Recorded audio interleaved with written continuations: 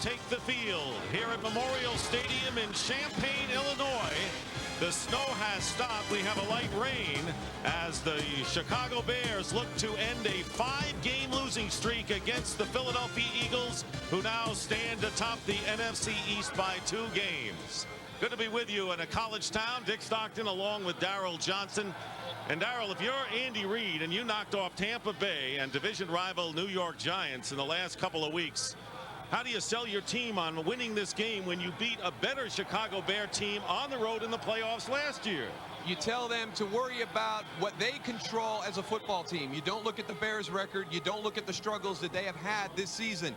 A good team has the possibility of losing this football game because they will play down to the level of their opponent. A great team comes out, takes care of their business, and beats people they're supposed to beat. The Philadelphia Eagles have a chance today to show the country that they deserve to be one of the elite in the NFC. Chicago Bears were the elite last year at 13-3. They have had some injuries which have been a factor. They get back Jim Miller at quarterback today, which will be a help, as well as R.W. McQuarters in the secondary. But this team lost only 3. They've dropped 5 already. What has been the problem with the Chicago team? There's been a lot of different things. Obviously, the injuries have contributed. In the way they have done that, they've affected the way they have played offensively and defensively. This was a ball control offense last year based on a very strong running game. They have not been able to do that. They also have not been able to shut down the run on the defensive side of the ball. What that has done is reduce their margin of error to a very, very low level. And you look at the Chicago Bears last year, yeah, they were a 13-3 football team that went into the playoffs, but a lot of those victories came in very, very close games. This season, they're not winning those close football games anymore. Well, they know a win today, which would be a big upset, could start to turn around this season. Remember to answer today's Sprint virtual coach question. What should Emmitt Smith do at the end of the season? You can vote now using PCS Vision from Sprint or log on to foxsports.com. And we'll be back to Champaign, Illinois after these messages.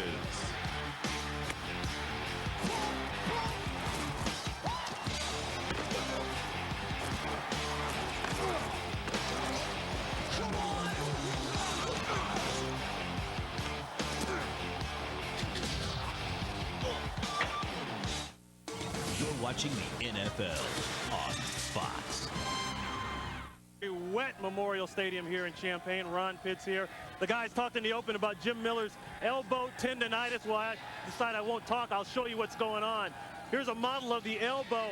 The red is the tendon, and tendonitis just means an inflammation of the tendon. The problem for Miller, every time he throws, this tendon, which starts from the inside of the elbow all the way up to the hand, does this. He's got to stretch and pull on that every time he opens up and turns that elbow joint.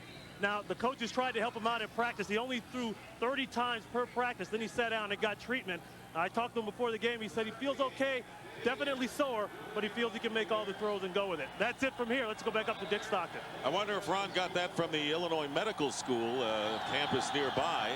I just hope he returns it. He's got plenty of time to do that. The Bears, Ahmad Merritt returning the opening kickoff of the game, and Merritt spinning his way beyond the 30-yard line. So the Chicago Bears struggling offensively, and Daryl pointed out why. The offensive line, Mark Colombo, Mike Gandy, starting their 3rd games. Tevin Dawkins is starting at right guard for Chris Valerio, so that is a patchwork offensive line.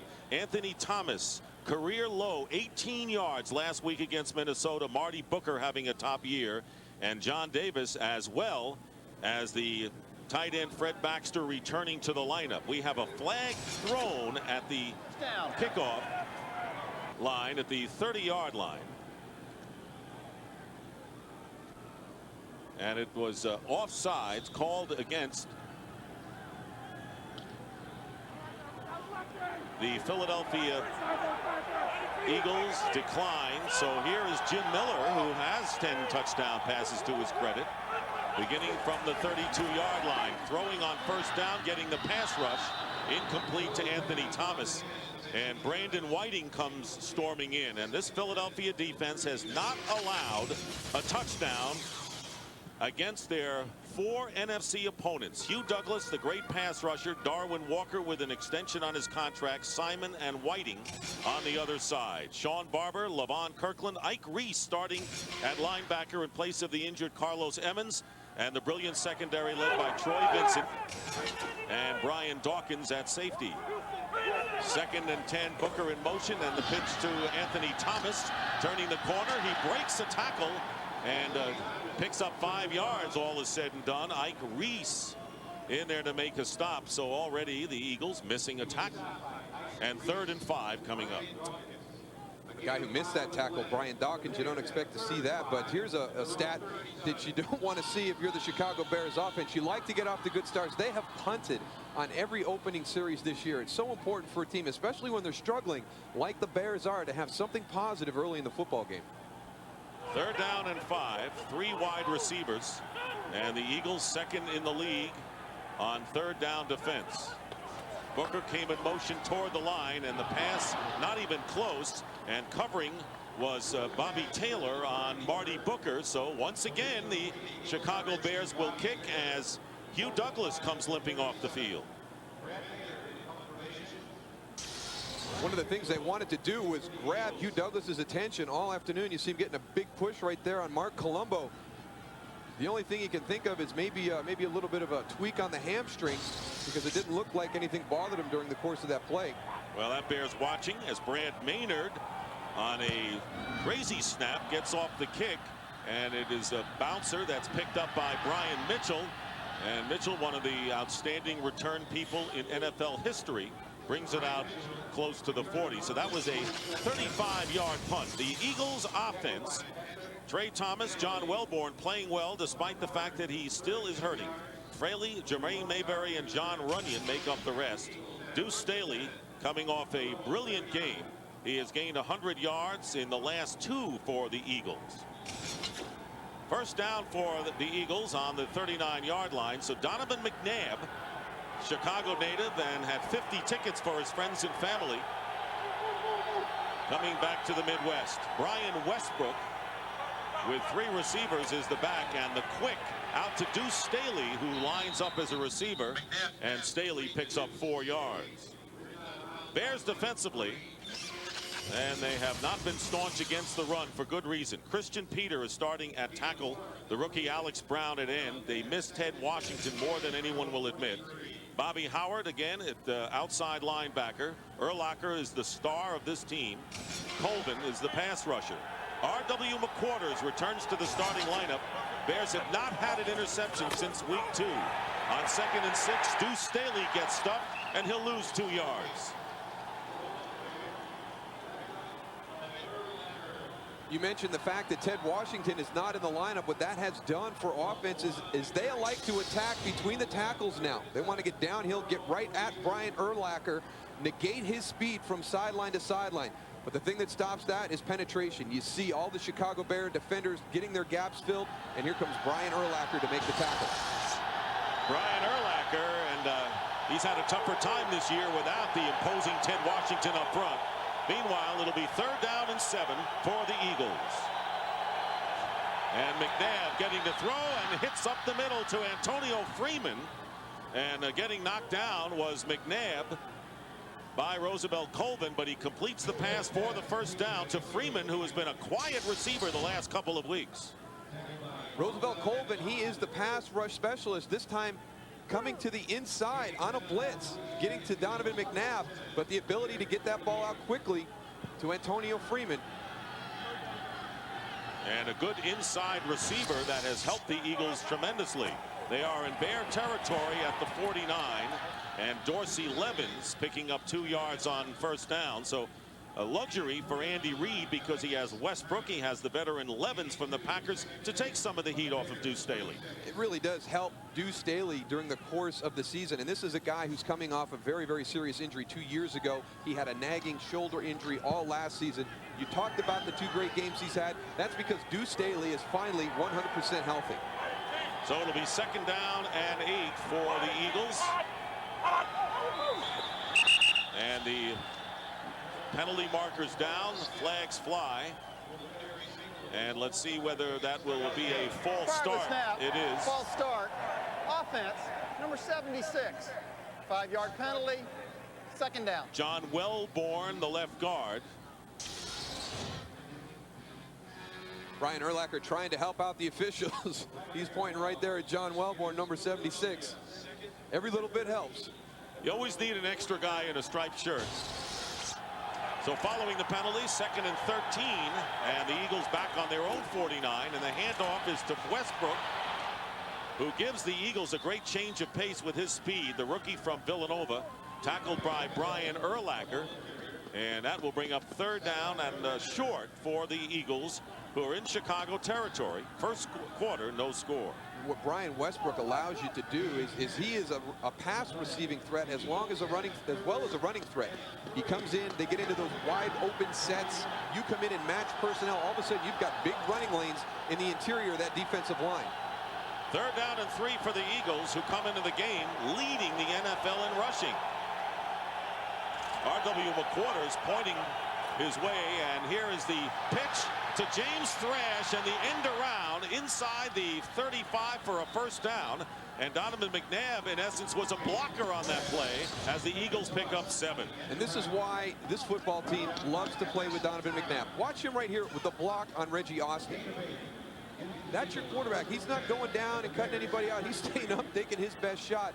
I tell you what, you can't inspire a team more than to go out and play with the kind of style he plays. He's a carefree guy, but when push comes to shove, he likes to get in there and mix it up with the best of them. And he's 6'3", 240 pounds, and he can do almost everything. Deuce Staley is knocked down at the line of scrimmage by the center of the Bears defense, bringing up 2nd down and long. 5 minutes have elapsed here in the first quarter.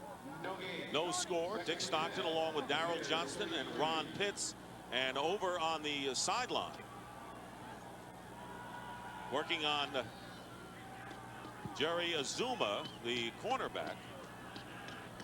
So one of the starters out now, and he is replaced by Todd McMillan, number 26.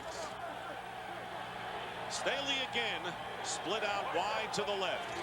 On 2nd down and 10, McNabb being flushed from the pocket, and down he goes back at the 40-yard line by Philip Daniels. And right now, for a game break, let's go back to James Brown in Los Angeles. Hey, Dick Stockton, a fumble by Minnesota put Tampa in good position to capitalize on it. Brad Johnson hooking up with Carl Williams, a 15-yard strike. That was Tampa's first score of the game on their first possession, 7-0 over the Vikings. Back to Dick and Daryl. All right, thank you very much, JB. And Tampa Bay trying to unleash an offense which has been quiet this season. But following the sack and the loss of 7 yards, it'll be 3rd down and 16 for the Eagles, who are out of field goal range right at this moment. And McNabb on the fake handoff and decides to run and gets by one defender and throws it away. And that was Mike Green who put the pressure on, and later on Alex Brown, the rookie, and a flag has been thrown at about the 40-yard line.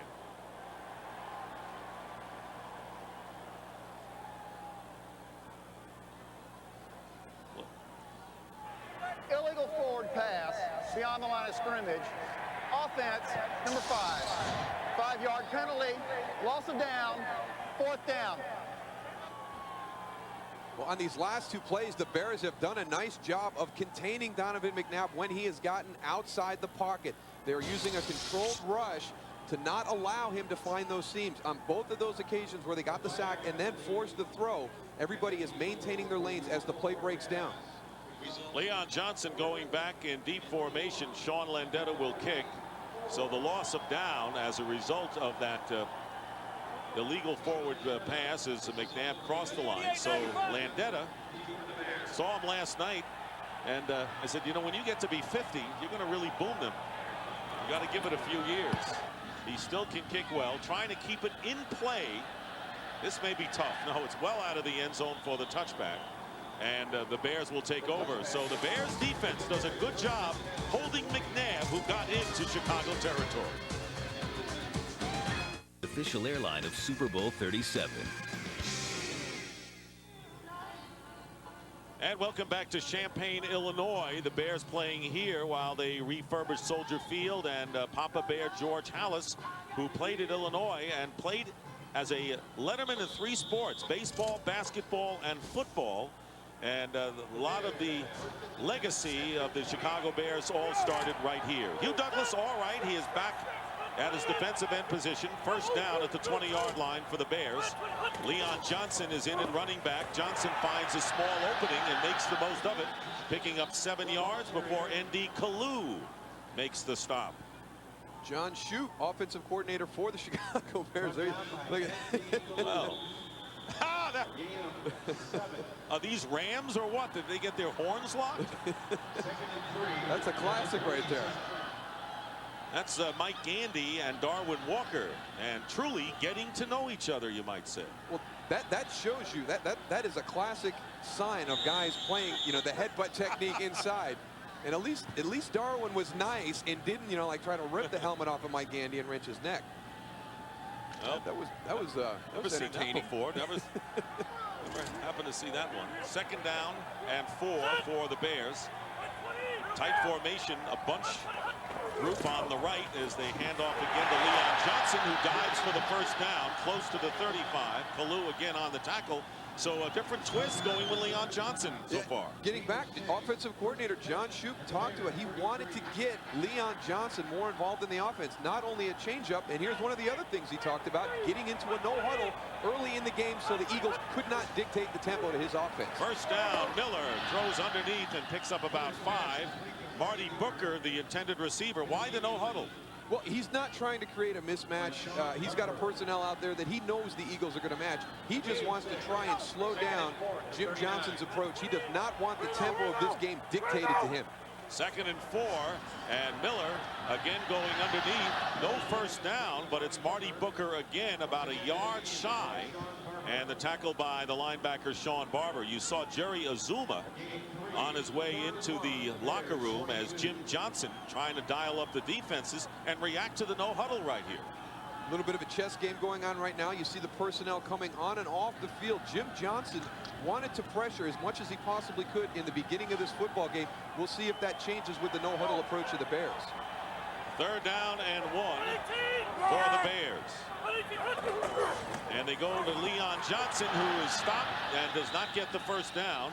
And that was Sean Barber, who very quietly has had an outstanding year on the Eagles defense. He's going to come all the way from the backside. Sean Barber right here. Watch him find his way through those lanes.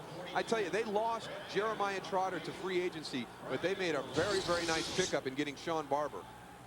Fourth down, and Brad Maynard will kick again, and Brian Mitchell will go back. We got 36 up here. The Chicago Bears know that in order to make any kind of a passing attack go today, they're going to have to at least show the Eagles that they can gain something on the ground. Here's Maynard with the kick. Low kick, and will bounce and take a Chicago roll, and will be down at about the 15-yard line. So nearly 5.5 remaining in the first. 0-0 between the Eagles and the Bears. Do you have the bunny inside? Buy Kia and the all-new Sorento SUV. Kia, make every mile count. Buy Open, the small business network from American Express. New tools for a small business economy. And by Autotrader.com. Sell your car fast on the ultimate automotive classified site. I wonder if they still call it the quadrangle, as a lot of colleges do on the campus of the University of Illinois. Fun to be on a college campus. It's a different atmosphere than the NFL stadiums. It's been a very nice weekend. And you know, this stadium holds more people than Soldier Field did for Bears games, although they could have expanded it, obviously, as they once did. McNabb getting a pass rush, and his pass is going to be caught by Todd Pinkston. So McNabb with a very difficult throw, and Pinkston manages to keep both feet in bounds for a 24-yard pickup. I think that Donovan McNabb throws this route as well as any quarterback in the NFL right now.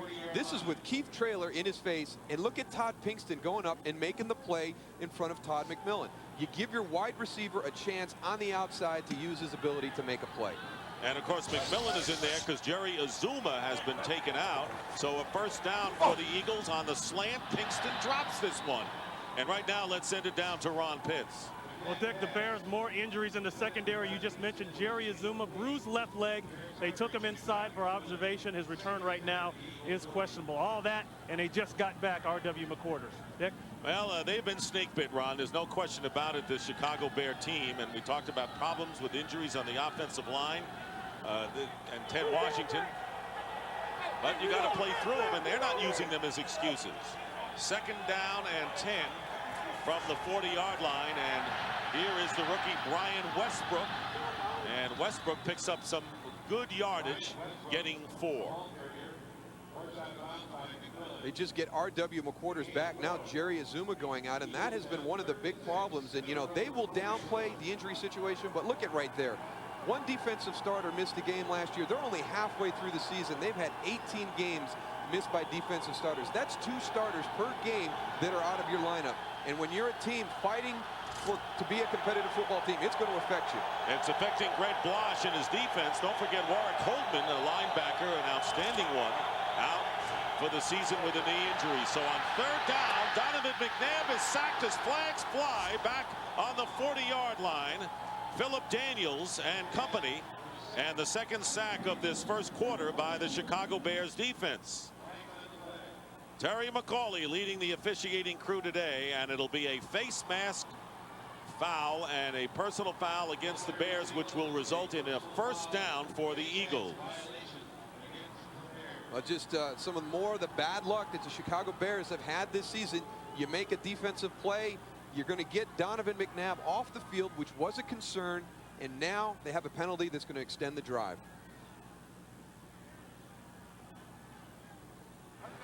Personal foul, grasping the face mask. Defense, number 93, 15-yard penalty, automatic 1st down. Here it is, and it keeps the Eagles alive, Moose. There you see it right there, and that's just Philip Daniels reaching up. He was blocked, actually blocked very well by the running back in protection, and he's just reaching up. It's an unintentional face mask. To me, that's hard to call. You'll see right here is the running back, Dorsey Levens, comes up, chops him down. He continues to move towards Donovan McNabb, and he's just reaching out. That's not an intentional one. Part of playing the game of football. I know that sticks in your craw if you like the contact of football. 1st down after the penalty, and here is McNabb ad-libbing, and his pass thrown away from Deuce Staley. So the Eagles getting a chance, but Moose, I have to tell you, the Bears defense has been very aggressive in this first quarter. They really have. And defensive coordinator Greg Blosh learning a lesson in that playoff game last year where he sat back in some zones. When the plays broke down, Donovan McNabb extends the time. He was able to find wide receivers open in the zones. Today, with R.W. McQuarters coming back, he was going to match up man-to-man, our best against your best, and I'm going to pressure you and see if you can beat us that way. 2nd down and 10 on the 46 of the Bears. Short drop, and the ball is tipped that time by Alex Brown, the rookie from the University of Florida, and starting last week's game against the Vikings and giving a fine account of himself. Well, he had a really nice day last week against the Vikings, and actually the whole defensive unit did. They kept the Bears in that football game. It was a 13-0 game at half, but could have been a much larger margin at that time had the defense not played well. And right now they've gotten off to a nice start again this afternoon. Now they're trying to get the crowd involved here at Memorial Stadium. And the maestro is R.W. McQuarters. So here it is, 3rd down and 10 for the Eagles. Getting a chance because of the penalty. And there is McNabb, and his pass is incomplete and intended for Antonio Freeman, bringing up 4th down, and the Eagles will have to kick. So that face mask penalty does not come back to haunt the Bears, who will get the ball back. 4:07 remaining in the first quarter, and Andy Reid trying to see if his offense can get untracked. Landetta punting for the 2nd time, and Leon Johnson going back for the Bears. Andy Reid told us, he says, the Bears are unpredictable team right now, and a bubble snap, and Landetta just tries to kick it. It is picked up by Brian Mitchell, and a flag is down. 3 of them, in fact. I don't know if you're allowed to just kick the ball that is on the field. I think you got to pick it up or fall on it. In any event, it'll go against the Eagles, it appears.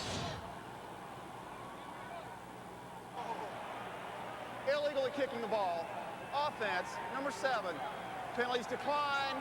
First down. That is an example of football, not football. For foosball. And football. Sometimes you play foosball. You talked about Sean Lindena being in the league forever. You take your eyes off it, you're going to have some problems. No, Sean, you can't do that. Back here at Champaign, we had heavy snow about an hour before the game, and a rain earlier, and then a light rain. And right now, the skies are overcast under a gray November sky here in Champaign. The Bears, there's the bunch offense, including Stanley Pritchett, who is lined up as a receiver. First down, and the pass out of the backfield to Stanley Pritchett, and Pritchett gets about 5 yards on the first down. Ike Reese starting today, making the tackle. Jim Johnston finally going to a little bit of pressure, bringing it from the right side. A good play call by offensive coordinator John Shoup, quick pass out to the right, but that was really the first time that he brought some pressure in this football game. He wanted to come out and be aggressive on the road. That was our first chance to see Jim Johnston's blitz package. 2nd and 5 on the Eagle 46. The pitch to Leon Johnson. Johnson with a head of steam gets to within a couple of yards of first down, and Ike Reese making the tackle. A lot of guys will use the bunch package to create problems in the passing game, but here you see the Chicago Bears, their wide receivers are asked to go out and get some blocks. And on that one, Marty Booker and Ahmad Merritt, that's what happens when wide receivers block linebackers. 3rd down and 2. Dick Duran telling us that the Bears have been in 6 of 7 games. Last week was the blowout, 25-7. A poor performance by the Bears in every aspect. And their rushing game right now last in the league. So it's 3rd down and 2, and they're going to blow this play dead before it gets underway. So instead of 3rd and 2, the Bears could be looking at a 3rd down and 7. But the head linesman pointing over to the Philadelphia side. And so we may have encroachment, and it could be a first down. Neutral zone infraction. Defense, number 53. 5-yard penalty. First down. Hugh Douglas in the neutral zone. Let's hear it.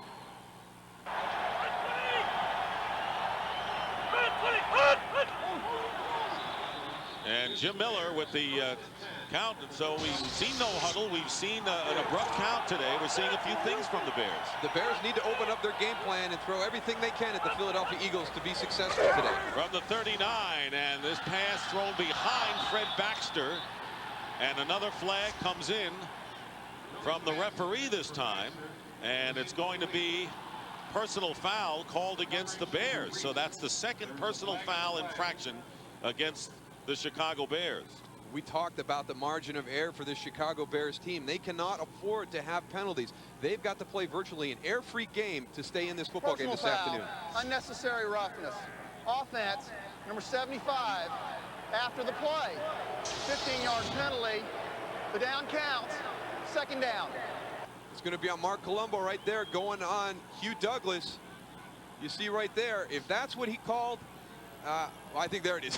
There's the finish. All right, I was going to say, if that's all he's calling, I don't agree with that. But when the guy's down, you don't want to come jump on top. Hey, look, Mark Colombo is on 7th heaven because Boston College defeated Notre Dame yesterday. So we're going to allow him that. Bears, fewest penalties in the National Football League. 2nd down and 25 after that one. Long way to go, and the pass is knocked away, bringing up 3rd and forever for Chicago. Jim Miller. See Jim Miller on the sideline last week against the Minnesota Vikings. He was chomping at the bit to come into this game, did not like what he was seeing, and he admitted that his elbow is hurting him. It's not going to re-injure it. He can't get hurt anymore, but he has to be in there in his view. And I think he did the right thing. He went to get an opinion to find out if there was going to be any further injuries. We see Jim Miller on the sideline with the Bears breaking the huddle. So now we have Marty Booker, who is the quarterback here. The Eagles scrambling. Marty Booker, the wide receiver, going back to throw, and he's going to air it out to Marcus Robinson in double coverage, and the ball is knocked away. The Eagles had Marcus Robinson covered all the way, and a little bit of razzle-dazzle. Marty Booker, a former quarterback in high school firing it downfield with Jim Miller on the sideline.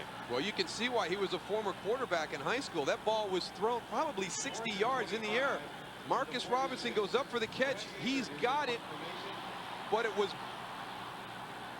that's good job by N.D. Kalu pulling off. That eliminates the possibility for a penalty. A nice play by Brian Dawkins at the end of that to knock that ball out. Brad Maynard with a low line drive kick picked up by Brian Mitchell, and Mitchell goes out of bounds. You know, Daryl, if I don't see the single wing today, I'm going to be very upset the way this game is starting out. We'll be back.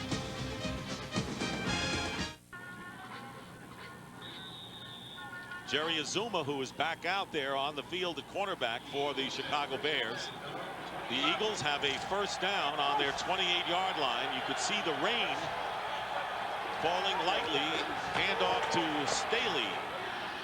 And Deuce Staley with 152 yards 2 weeks ago against the Buccaneers. 126, pretty impressive against the Giants. And you can see right now that play selection, the reason that that is almost 50-50 is because of the play of the offensive line and the running of Deuce Staley. Andy Reid has admitted that he prefers to be more of a 60-40 team. But the one key component that was missing from this team, for me, getting to that level of elites in the NFC, was the running game. They've shown they can do that the last 2 weeks. Second down and 6. Faking the handoff. Plenty of time for McNabb. Drills it, but a bad pass. Bounces in front of the receiver, James Thrash, and a flag comes down. And the crowd booing, anticipating an R.W. McQuarters pass interference call. And I don't know if that ball is catchable anyways. It short hopped about 3 yards in front of the intended receiver.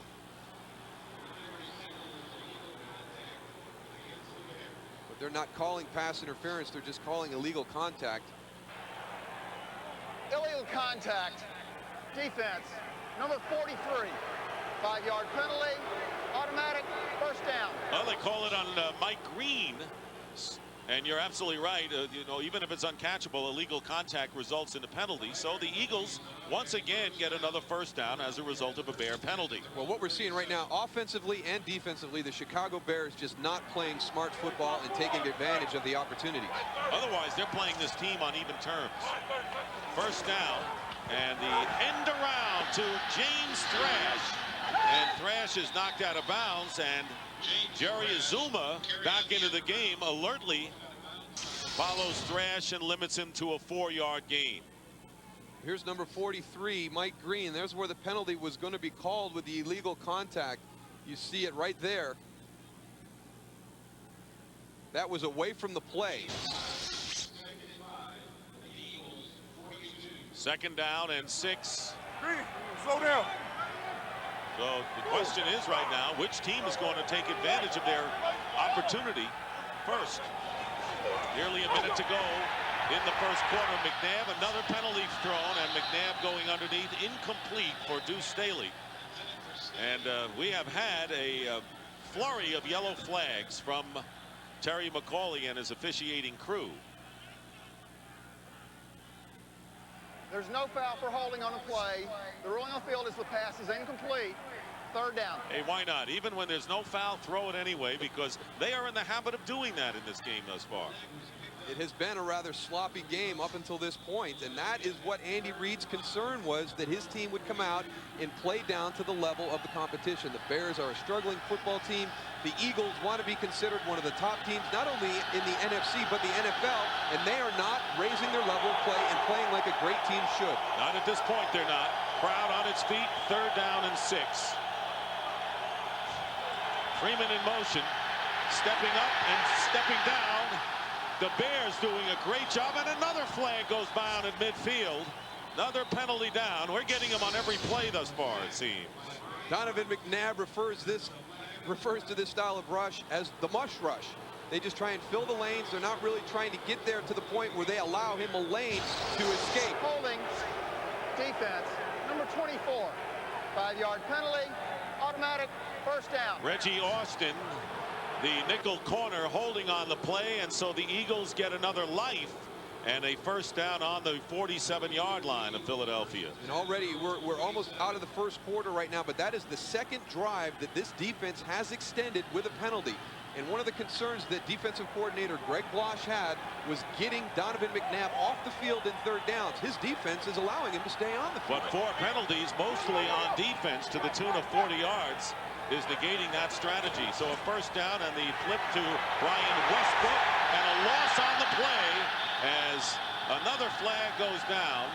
Brian Urlacher, and I have to tell you right now, nothing kills the tempo of a game more than a penalty on every play.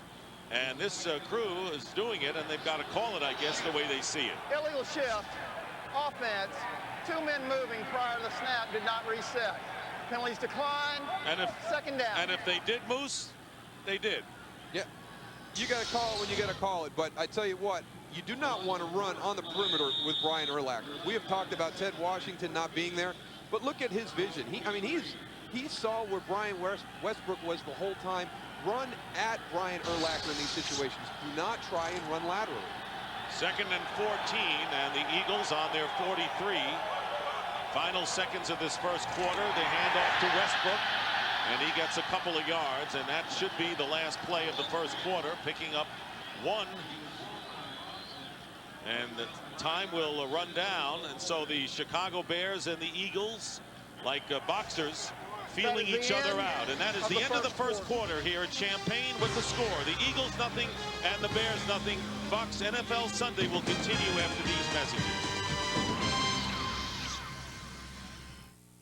The climb to the... As we start the second quarter and talk about pride, and Dick Butkus had that and a lot more, wearing the orange and blue of the Illini before wearing the blue and orange of the Chicago Bears. And in his legacy, Brian Urlacher hopes to get to that point. A lot of people think he will. Third down pass dropped by Pinkston. Not a good one by McNabb, thrown behind him, and that will bring up 4th down.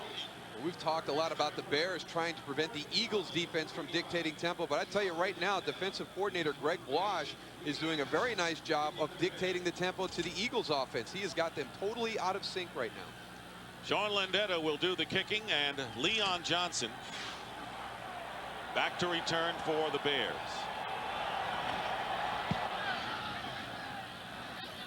Here's Johnson at the 17, not going anywhere.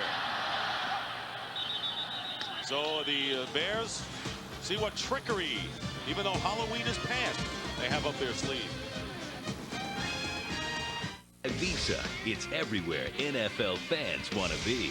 By IBM, e-business is the game, play to win. And by Docker's Stain Defender, don't be the one without it.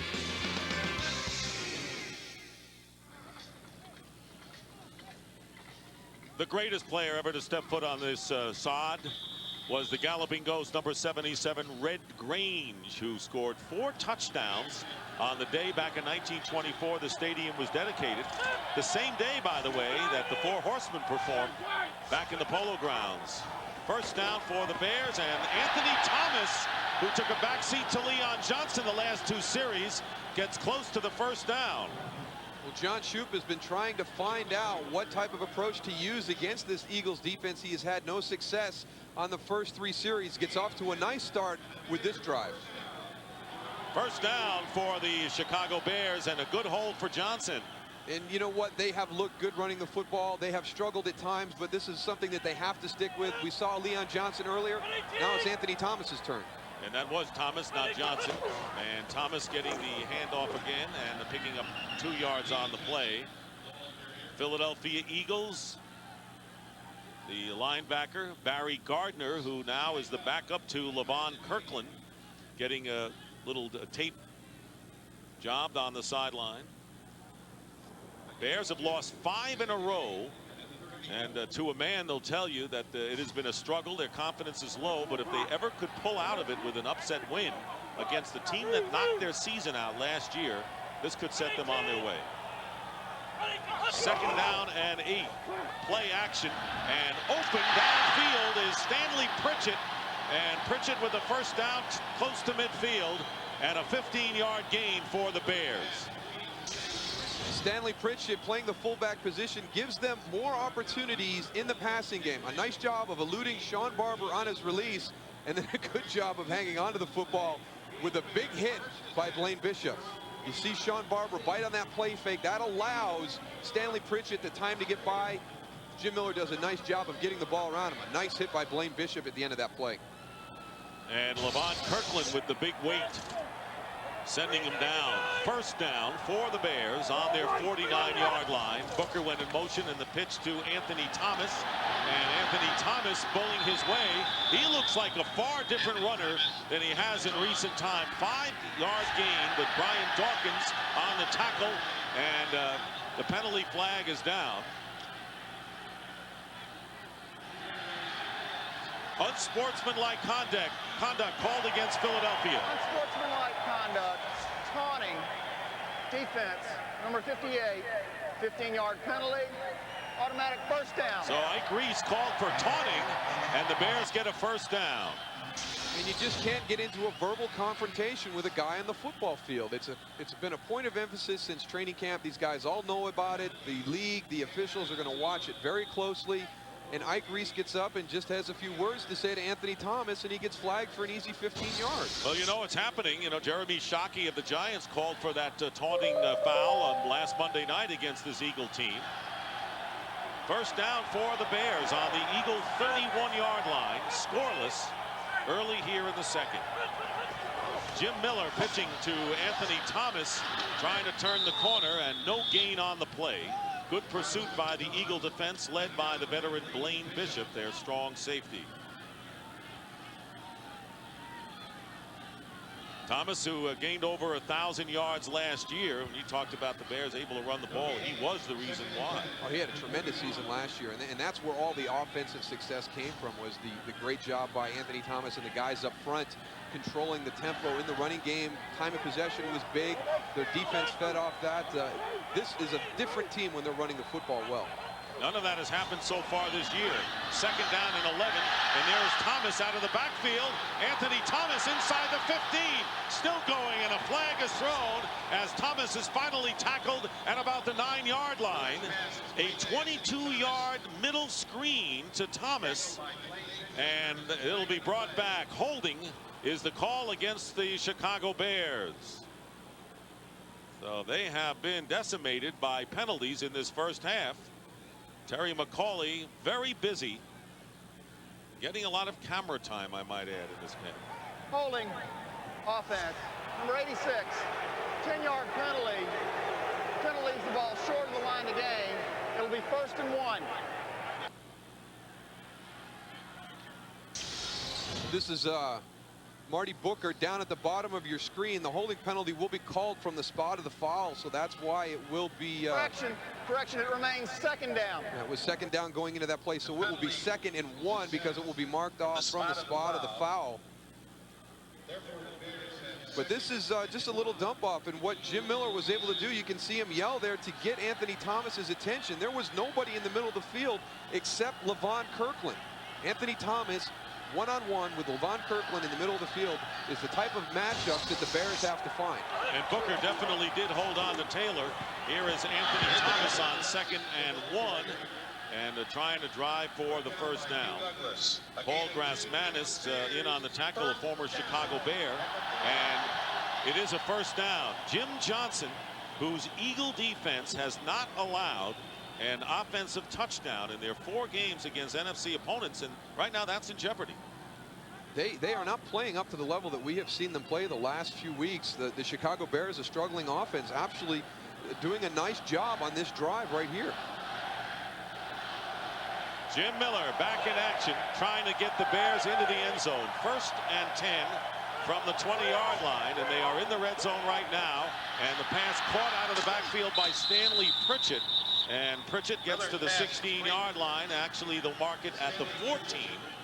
So it'll be a pickup of 4 yards. And now we're into an area that actually gave Jim Johnston some concern. He really felt the Bears were a good red zone team. They had not had a lot of opportunities in the red zone, but when they get there, they are good. They have a lot of weapons. It will change his thinking. He has got to stay balanced using his pressure and some zone schemes to try and confuse Jim Miller.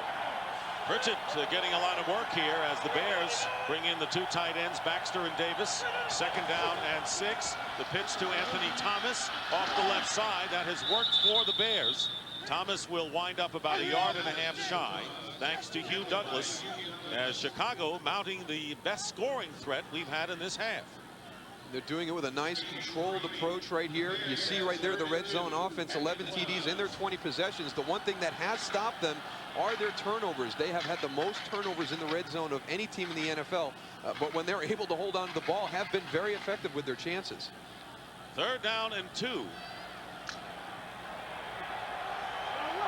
the 10th play of the drive, Ahmad Merritt is in the backfield right now, number 81, a wide receiver in the backfield, and here is Miller swinging it out, and Merritt can't hold on. So Merritt, who should be sure-handed as a receiver, cannot hold on to that ball, and 4th down coming up, and the Bears send their field goal unit in. Well, that's Ike Reese moving up on the play, and what happened to Ahmad Merritt right there is he heard some footsteps as that ball was getting close. He took his eyes off the football to find out who the defender was coming to see him, and you got to make the catch first. So Paul Ettinger will attempt a 30-yard field goal to try to break this logjam here with 9:33 to go in the first half. Ettinger is hit on 9 of 12 this year. Not many opportunities. And Ettinger's kick, and the kick is good. Just made it in the left goalpost inside, and the Bears strike first, lead the Eagles 3-0. Game in which two teams who played in the divisional playoff last year at Soldier Field, and a game in which the Eagles won 33-19 when the Bears were healthy and 13-3. But right now Chicago leads. Brian Mitchell back deep, and Ettinger kicking off. Mitchell at the 11 returning, and good coverage by the Bears kicking team again, and Philadelphia's offense gets another shot. Guys are counting. Is brought to you by UPS. What can Brown do for you?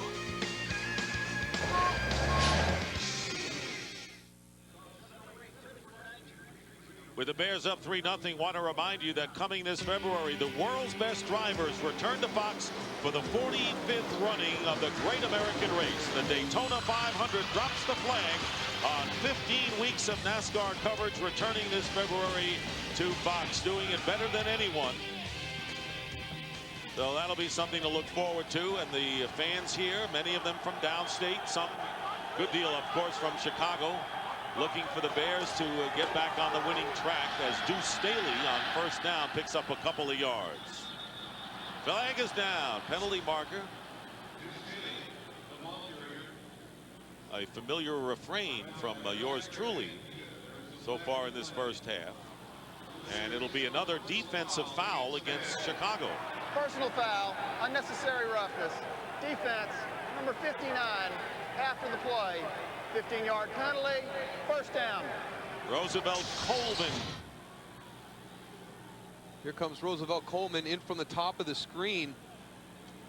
Everybody's already down. They talk about the defense or the offensive lineman going downfield and doing that same foul. You can't come running in when the play's ended and take a shot at a guy, especially in the back. You're going to get a flag. You know, the Bears were talking about some of the late hits and some cheap shots the Eagles have done. And of course, they've got a little on their wall, too. 1st down, and here's Deuce Staley. And a good defensive play holding on is Philip Daniels, number 93, and only a 3-yard pickup for Staley. Well, this is the quarter that the Eagles have performed very well in up until this point this year. We'll see if that holds true this afternoon. They need something right now because they are just not playing with any type of emotion. A much different team that has played the last 2 weeks in their 2 big victories over the Buccaneers and the Giants. Staley has 8 yards rushing in 5 attempts. So 2nd down and 7, and a big opening for Donovan McNabb, and he takes advantage of it. and gets the first down into Bear territory to the 45. Mike Green prevents more than a 9-yard pickup. And when defensive coordinator Greg Blosh talked about his approach for this football game, this is what would worry me. This is a heck of a job by Mike Green getting back to tackle Donovan McNabb. We have seen him time and time again be able to pull away from defenders in the open field. When you play man-to-man coverage and he sees that gaping hole, he is going to be gone. 2 carries for 10 yards for McNabb, and the handoff to Deuce Staley, and he gets a pretty good opening off the right side and gets 9 yards in the process. Brian Urlacher making the tackle, and that may be the kind of play that you didn't get against the Bears last year with a healthy Ted Washington. No, you didn't. You were forced to run on the perimeter, and not because of Ted Washington keeping guys off of Brian Urlacher, but just the fact that he is such a big man. He just clogged up that entire middle of the defensive line along with Keith Traylor. It was virtually impossible to run between the tackles. This season, it's been a different story as teams are running to success against the Bears, and here is Staley running for another first down. So Deuce Staley trying to get on track, coming off 2 brilliant games. Longest play from scrimmage, by the way, was the pass from McNabb to Pinkston, good for 24 yards in the first quarter. So there is Staley, and has he come on? And he's the type of back that does need more carries. You see the first 5 games, only 58 carries, less than 12 per game. The last 2 games, almost 25 per carry. He's one of those running backs that just feeds off the emotion the more you hand him the ball. First down on the 32 of the Bears. They go to Deuce again, turning the corner, and Urlacher with an open field tackle prevents what I think would have been an unquestionable first down. A 5-yard pickup for Deuce Staley. I tell you, you just do not realize how fast Brian Urlacher is. He's shuffling side to side right there. When he turns to run, you better have about a 3-yard head start, or you're not going to beat him to the corner. You talk about running backs that have that deceptive speed, that turn the corner and everybody takes wrong angles. Brian Urlacher is the opposite on the defense. You think you've got the corner, and then all of a sudden it's gone. 2nd down and 5. Already the Eagles are in Akers field goal range, and here is McNabb trying to make something out of nothing. Flag goes down from the secondary, and McNabb running out of bounds at about the 20-yard line. So another penalty called in this game, and this will be against the Philadelphia Eagles. Or check that, that'll be against the Chicago Bears. McNabb picked up 8 yards. Illegal contact. Defense, number 43, 5 yards, added to the end of the run. First down. So Mike Green with the penalty, and the Eagles taking advantage of it. Another first down. I want you to watch Donovan McNabb on this scramble. As he steps up, he will move to his right, but watch his shoulders. His shoulders stay square to the line of scrimmage until he decides to pull the ball down and run. He is a little bit different than Michael Vick and Dante Culpepper, because when he moves, he is still looking to throw the football. Look at his shoulders, square, looking downfield. All of a sudden, last minute, he'll pull it down and run. But you cannot come off your man and chase him, or he will throw the football to the wide open receiver. I don't think you want to leave your feet either. And there is the handoff to Staley, who is knocked back to the 16-yard line. There'll be a loss of a couple on that play as the Eagles in field goal position, looking to do even better here. Andy Reid, who has talked constantly, as Daryl has mentioned, about the goal. Yeah, you want to win the division, but you're looking for home field, and they've talked about it from the beginning. That'd be a big advantage for the Eagles, but that's way down the line. 2nd down and 11 with 5 minutes to go in the first half. Here's McNabb looking to throw, has time, and it's knocked down, incomplete. Good play by R.W. McQuarters, and a late flag comes down. James Thrash was the intended receiver, and a very late interference call against the Chicago Bears. I'll tell you, this crew, and you can say, well, it's valid, calling him on every play, it seems. Defense, number 21, automatic first down.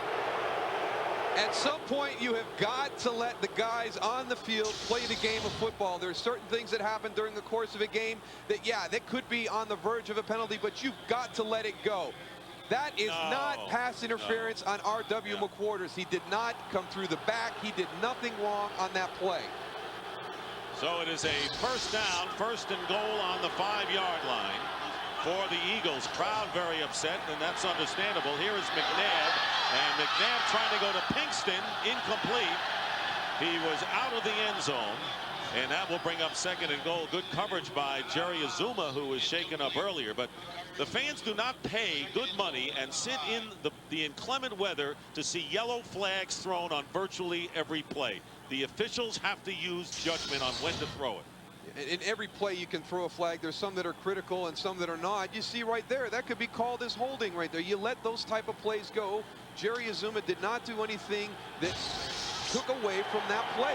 You just don't have to throw the flag every time you see something. Bears defense called for 6 penalties already. And here is McNabb with the quarterback draw, gets in for the touchdown. Donovan McNabb, and always a major threat for the Eagles when you get down close, spreading them out and then running up the middle for the touchdown. A 5-yard run for Donovan McNabb. Well, the mobile quarterback is the one guy that you can't account for, and that really hurts you in the red zone, because you've got defenders all over the field. When these formations get open on the wide receivers, you're counting on the tight end, looking at the backs. All of a sudden, they're able to sneak Donovan McNabb right up the middle on that draw. David Akers, for the point after, has been perfect this year and remains so. And the Eagles lead it by a score of 7-3. Donovan McNabb running for the 6th time to pay dirt.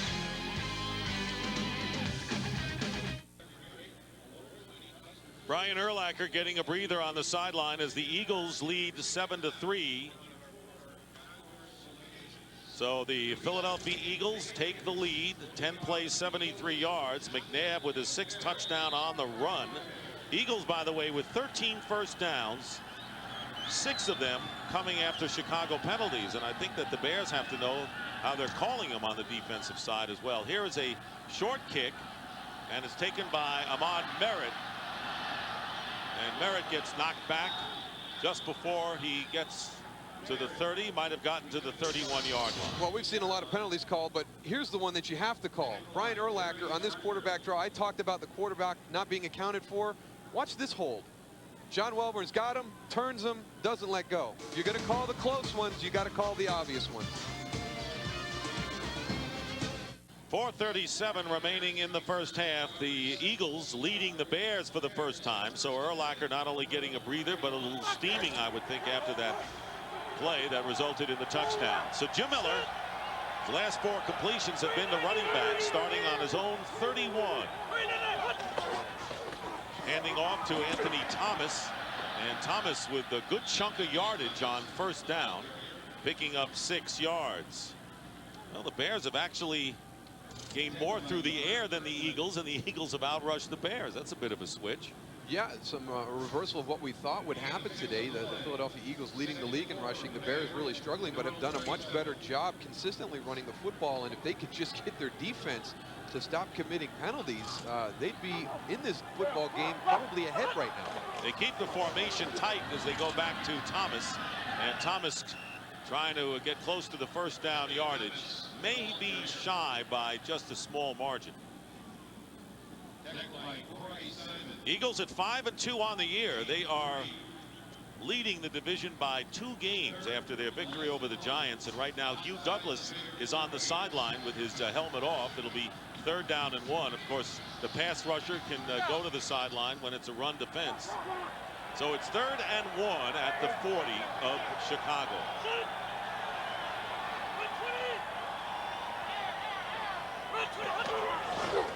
Thomas, and the Bears convert their first 3rd down conversion of the day. Pick up a 4 for Anthony Thomas. All 3 running plays on this opening series. You see Stanley Pritchett right there. Nice lead block on Levon Kirkland. Good vision by both backs, avoiding Darwin Walker, who had got the penetration in getting to the backside of that play. Inside 3 minutes remaining in this first half. 7-3, the Eagles are in front, and Thomas, who gained only 18 yards a week ago against the Vikings. And the timeout called by Jim Miller as the play clock was running down. First timeout of the game for either team. We'll be back. Back here in a wet day in Champaign, Illinois, the one-year home for the Chicago Bears, who are going to see a refurbished and spanking, newly constructed Soldier Field next year. Hugh Douglas returning to the game in the pass rushing situation, 1st and 10. On the Bears 44. On the pass completion to Booker. Marty Booker with speed after the catch. First down to the Eagle 37 and a gain of 19 yards. That's what this offense is very effective at. You see the large cushion on Marty Booker. He just runs a simple hitch route. The ball is delivered on time. And the run after the catch by the receivers in this offense is what makes these long plays go. You can't get that ball out without protection. They have done a nice job up until this point, and we've got Levon Kirkland down on the football field right now.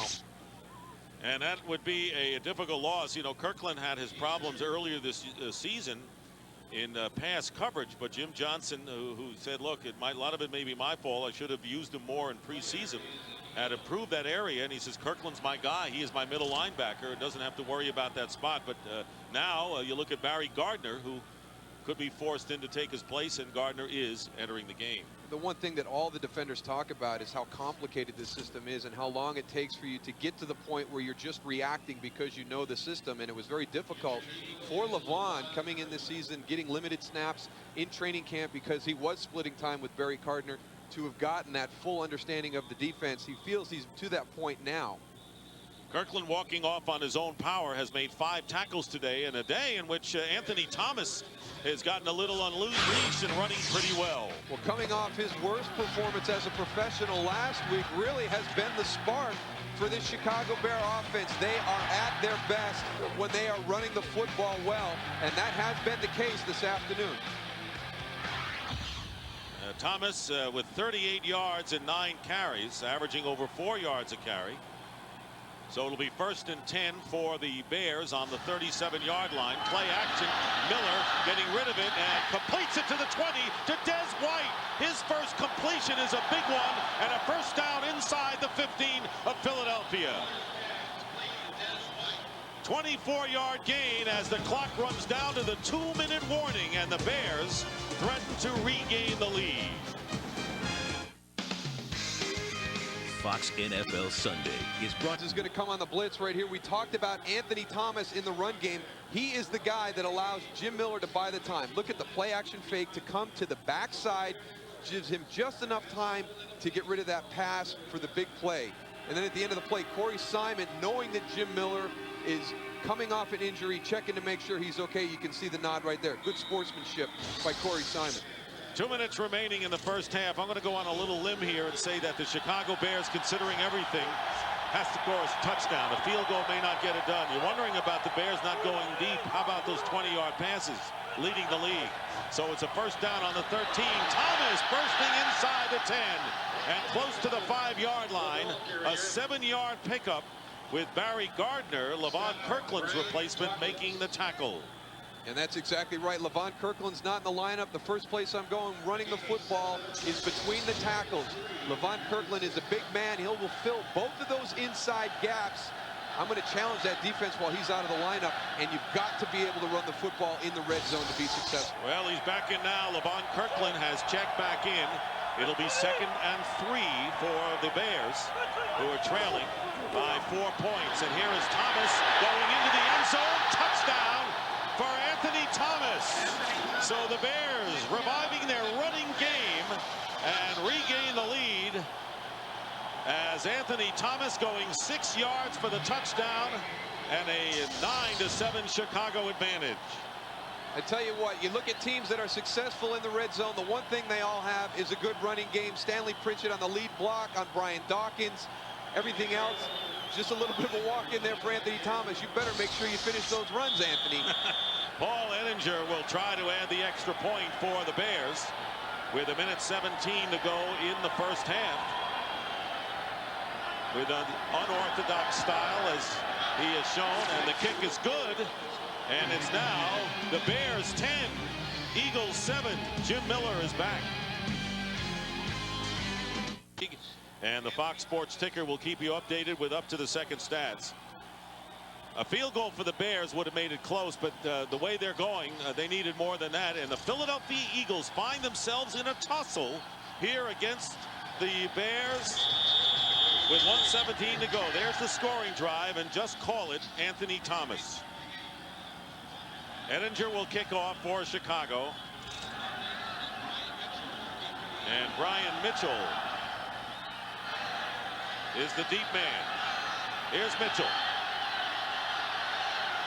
Flags down as Mitchell is tackled at the 27 by Brian Knight.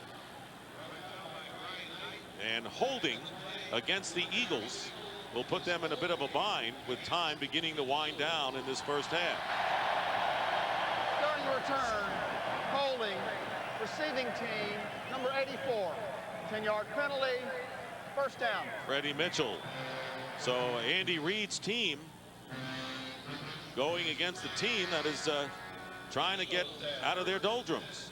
Well, the races, the faces, and the balance of power. You decide. 2002. Trusted political coverage November 5th, only on Fox News Channel. Eagles have all three of their timeouts remaining. They'll start from their 18. McNabb to throw on first down, and it's Deuce Staley out of the backfield. First down for the Eagles up to the 33, and McQuarters with the stop. And the Eagles will call their first timeout after the pickup of 15 yards. Speed he possesses and the ground he covers from side to side. And Roosevelt Colvin with that three-man front being used as a pass rusher. Now they fill the gap with two more. One drops back on 2nd and 10, and the pass up the middle caught by Antonio Freeman, who finds his way into Chicago territory. A gain of 23 yards to the 44-yard line, and the Eagles will use their second timeout. That's the aggressive nature of Andy Reid. Even though he was backed up, he thinks he can get points. We'll be back. One timeout left for the Eagles on the 44 of the Bears. Trailing 10-7 to Chicago. Chad Lewis went in motion, now blocking, and McNabb sandwich throws the ball up for grabs, and the Bears pick it off. And unable to hold on to it as a flag flies is Mike Brown, of all people. They finally came in with the call. It looked as if Mike Brown had picked it off. Here's R.W. McQuarters. And a personal foul against the Bears, so another defensive penalty called against the Chicago Bears. After the interception, personal foul, unnecessary roughness, intercepting team, number 98, 15-yard penalty, first down. Well, the offensive team can come on, and they signal incomplete when they came onto the field to the officials. We saw them. Well, yeah, that was the, did Mike Brown have the catch? Hard to see right there. Yeah, he's got it. He definitely has it. And then the penalty comes after that. So the interception would count, and it'll be a post-possession flag. And there's 98, Brian Robinson battling with Jermaine Mayberry. And it's just one of the things, these guys saw the videos at training camp. They know what the officials are going to call. Just don't do it. Now the question is, do you challenge that upstairs? It has to be an upstairs challenge to see whether Mike Brown did have possession, but the play is going to go on. So the Bears, with their first interception since week 2, they get the ball on their own 23. And here is Jim Miller. And Miller out to Ahmad Merritt, and does not stop the clock. Merritt did not get out of bounds, and the clock continues to run. The Bears still with 2 timeouts left, and Chicago will use one now after the 5-yard pickup.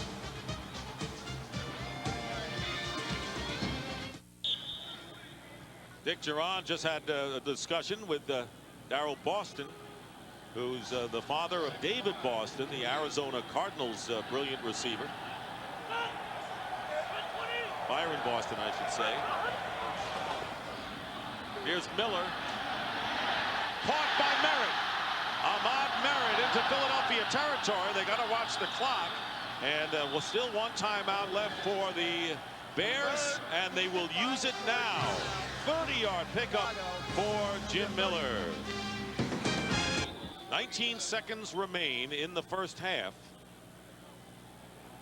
And when we were out on the field yesterday, Daryl, it looked like the wind from yesterday anyway, when we had clear skies, would be at Edinger's back. But whatever they do, they're not going to have a lot of time because they are out of timeouts. So here is Miller on first down, and the pass, Marcus Robinson has it. And time is running, and the Bears have to line up and spike the ball to give Edinger a long field goal attempt. That's their only hope. They stop the clock at 4 seconds, and Edinger is going to come on and try a long one. And now they've got some hot tempers on a wet day here in downstate Illinois. Well, it has been one of those games where the tempers have flared. In this situation, you have got to be careful. This is a long field goal attempt. Defensively, if you get a penalty in that situation, Andy Reid will blow his top when he gets in the locker room. Edinger already with a 30-yard field goal. And this one close to 55, maybe a little shorter than that.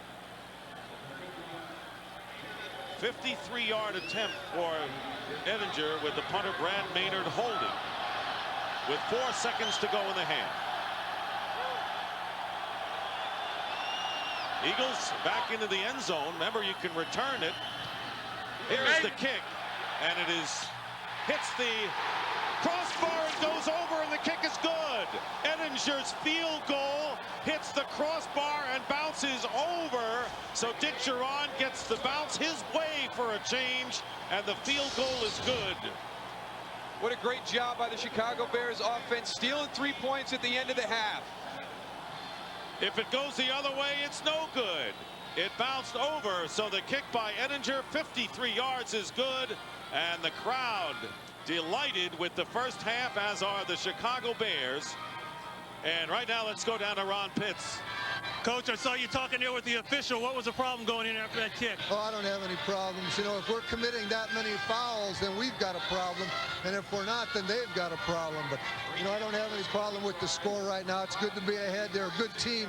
Our guys play hard. You know, it's good to... We got to get a reward. You know, we got to come out after 2 more quarters with the lead, and then we'll be happy. Seems like you got that running game going again. I know you were striving for that. Yeah, you know, we've overcome some adversity, but I like the way our guys work, and we like to run the ball. I mean, we got to run it to be successful. All right, Coach, good luck second half. Thanks. Dick, back up to you. Ron, your old buddy Dick Duran from Green Bay days. The end of the first half, Bears 13, Eagles 7. Fox NFL Sunday continues with the Visa halftime report in a moment. This year against an NFC club, but hey, Donovan McNabb comes into this game as the focal player, the headline player. He has not been up to the par of recent games. No, this team goes offensively as Donovan McNabb goes, and he has not been that game-breaking quarterback we've seen over the last few weeks. Whether running or throwing the football, he can do it both ways, and we have not seen that this afternoon. Why do you think? I'm not really sure right now. I just think the Bears are a better defensive team than people give them credit for. Everybody wants to focus on the injury to Ted Washington, but they played well last week against Minnesota, and they're playing well again this afternoon. I'm worried that the Philadelphia Eagles got caught up in looking at the record and looking at the struggles of the Bears and have overestimated their abilities in this football game. Now, when a coach says don't do that during the week, how do you then do it anyway? You've been in that situation as a player. Well, you come out flat, you don't have anything go positive for you in the first half. Suddenly the other team gains momentum and you find yourself in the middle of a dogfight, and that's where the Eagles are right now. Ryan Mitchell on the run, returning the second half kickoff, has a head of steam and brings it out past the 40-yard line, as we get a report now from Ron Pitts. Well, Dick, I talked to Philadelphia Eagles defensive coordinator Jim Johnston. He told me the big problem right now, we got to stop the run, particularly the cutback. And we got to do that by stunning more. I'm going to have my defensive linemen going all kind of different directions to try to slam that thing. He said he's going to keep the pressure on. That's no surprise. I asked him, are you going to keep the blitzing? He said, absolutely. And one thing you mentioned there, Daryl, about taking this game lightly. I talked to some of the Philadelphia Eagle coaches before the game, and they were concerned that the team wasn't quite focused enough on this game. Dick? All right, Ron, very nice. Deuce Staley for a couple of yards. Let's take a look at the first half statistics. There's your big tell-all right there. The yards per play, 6.1. You know, everything else, you know, kind of feeds off of that. The Philadelphia Eagles have been an explosive offense as of late, with tremendous success running the football and throwing the football. Today, the Bears making them go the long way to get their yards. 2nd down and 8. And the handoff to Staley off the left side, and it's Brian Urlacher who's coming out to make the big play for the Bears, bringing up 3rd down and long. Well, you know, I feel that Brian Urlacher has a lot to prove this afternoon because a lot of people are questioning him and his ability to play the linebacker position without Ted Washington there. You see the way the Eagles have decided to run the football. Teams have been attacking the inside. I think Brian Urlacher does a nice job of getting off blocks and making plays. He's not one-dimensional. He's not just a sideline-to-sideline linebacker. He's showing it today, Moose. 3rd down and 6. And here is McNabb looking to throw and lost this pass and into traffic, and a terrific catch by Antonio Freeman. That was a touch pass by McNabb, and Freeman, amongst 2 blue shirts, grabs it for a 29-yard gain. And I think Andy Reid did a great job of getting guys like Antonio Freeman on this football team just for a game like this.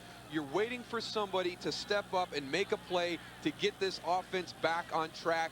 He's got Dorsey Levens, he's got Antonio Freeman, who have been with football teams that have been through struggles on a Super Bowl run. That's the dividend you see right there. On the 27, Staley gets by a couple of defenders and finds his way to the 26. Urlacher making the tackle. So Antonio Freeman, who made that last catch, 3 catches for 61 yards. Brian Urlacher again showing his pursuit of the ball, getting to the point of attack. And you see right there, there's not many people getting on to Brian Urlacher, and that was something that Andy Reid was very happy with his offensive line. They were getting from level 1 up to level 2 onto the linebacker level. Brian Urlacher has been running free all afternoon. He has led the team in tackles every game. Here is 2nd down, and the quick pass to James Thrash. Thrash will be short of the first down by 3 yards. What the Philadelphia Eagles have done a nice job is getting 2 guys onto this and either getting pushed back into the linebacker, or as he scrapes to come into the hole, coming off and getting a block on that player. They're not allowing the down guys to make tackles. I think it's very important. Sometimes you see offensive line groups that don't get that down guy secured before they move to the next level. Their success the last 2 weeks has been the ability to drive those guys back into the linebacker area. 3rd down and 3, and now Staley is uncovered as he lines up to the right. McQuarters catches up to him, and here is McNabb trying to get away, and he does. Donovan McNabb will run for the first down, and tight ropes down the sideline, knocked out of bounds at the 7. Brian Robinson very nearly nabbed McNabb back of the line of scrimmage, and he got away for a 13-yard gain. And you can do all you want to try and contain Donovan McNabb. We all know he likes to scramble to his right, but you can't stop him. And watch Mike Brown at the end of the run. Donovan McNabb is beyond the line of scrimmage. He gives him a pump fake, he gets him off his feet, and that allows him to turn the corner. We talked with Brian Urlacher about it. He says if he gets outside, I am running through him. I am not leaving my feet. There goes Mike Brown up in the air. 1st and goal for the Eagles on the Bears 6. Coming out in ferocious fashion here in the 2nd half. And the pass to Thrash is incomplete. Well, I don't know what Andy Reid told his team during intermission, but they have come out in a house of fire here in the 3rd. Well, it's just what we talked about. This team goes as Donovan McNabb goes. He had some runs in the first half, but this opening drive has shown you all his abilities. He's throwing the ball well, allowing his receivers to make plays, and when they break down, he can continue to move the chains. And McNabb so far as a rusher, 5 carries, 37 yards, a touchdown, averaging nearly 7.5. Second and goal on the 6. The flip to Dorsey Levens, and right there was Roosevelt Colvin. And that will bring up third down from the 5-yard line. And that has been one of the things that this team has done offensively. They have a lot of different plays. They will force you to be able to defend a lot of different things.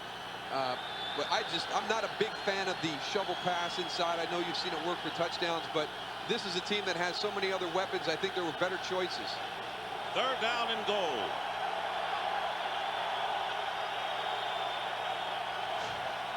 McNabb getting rushed, fires, and the ball is dropped, incomplete, and it was Antonio Freeman who had a hand on it, and Mike Green with the defensive play, and McNabb facing another rush from Brian Urlacher. There's Brian Urlacher. He comes clean on a nice little stunt to the outside. John Runyon has got to come down and seal the inside. He got focused on Roosevelt Colvin. Roosevelt Colvin did not come. Brian Urlacher was able to get right up inside into Donovan McNabb's face. So David Akers will try to get 3 out of this. He's missed only 1. That was last Monday night, a 50-yarder against the Giants, and Akers' kick is good. And the Bear lead has been cut to 13-10, but Chicago did a good job keeping Philly out of the end zone. Fox NFL Sunday is brought to you by Volkswagen. On the road of life, there are passengers and there are drivers.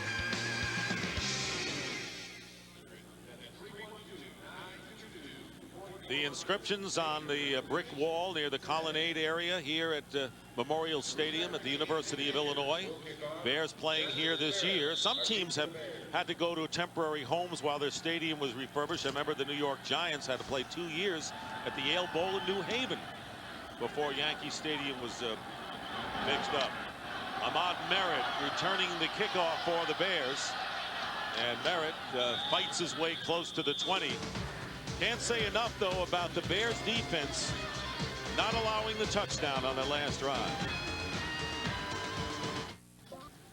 Back here in Champaign, you know, the work week is tough enough. Who needs more drama? Well, Fox Tonight is a full night of what critics are calling 3 of television's best comedies.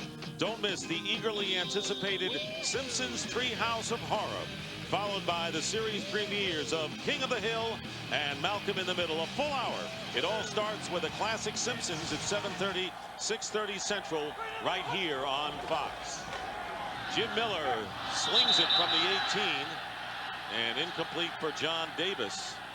Second down coming up. I think this is possibly a critical possession to see whether the Eagles can wrest, and I use that with a W, R-E-S-T, the momentum away from Chicago moves. Their offense came out and did what they had to do. They went down and got some points, and you made the great point that the Bears defense held them to a field goal. Now it's Philadelphia's defense's turn. Get a 3-and-out here, get some good field position with your special teams, and get that offense back on the field. And the Bears have scored on each of those last 3 possessions. Second down and 10. And here is Anthony Thomas.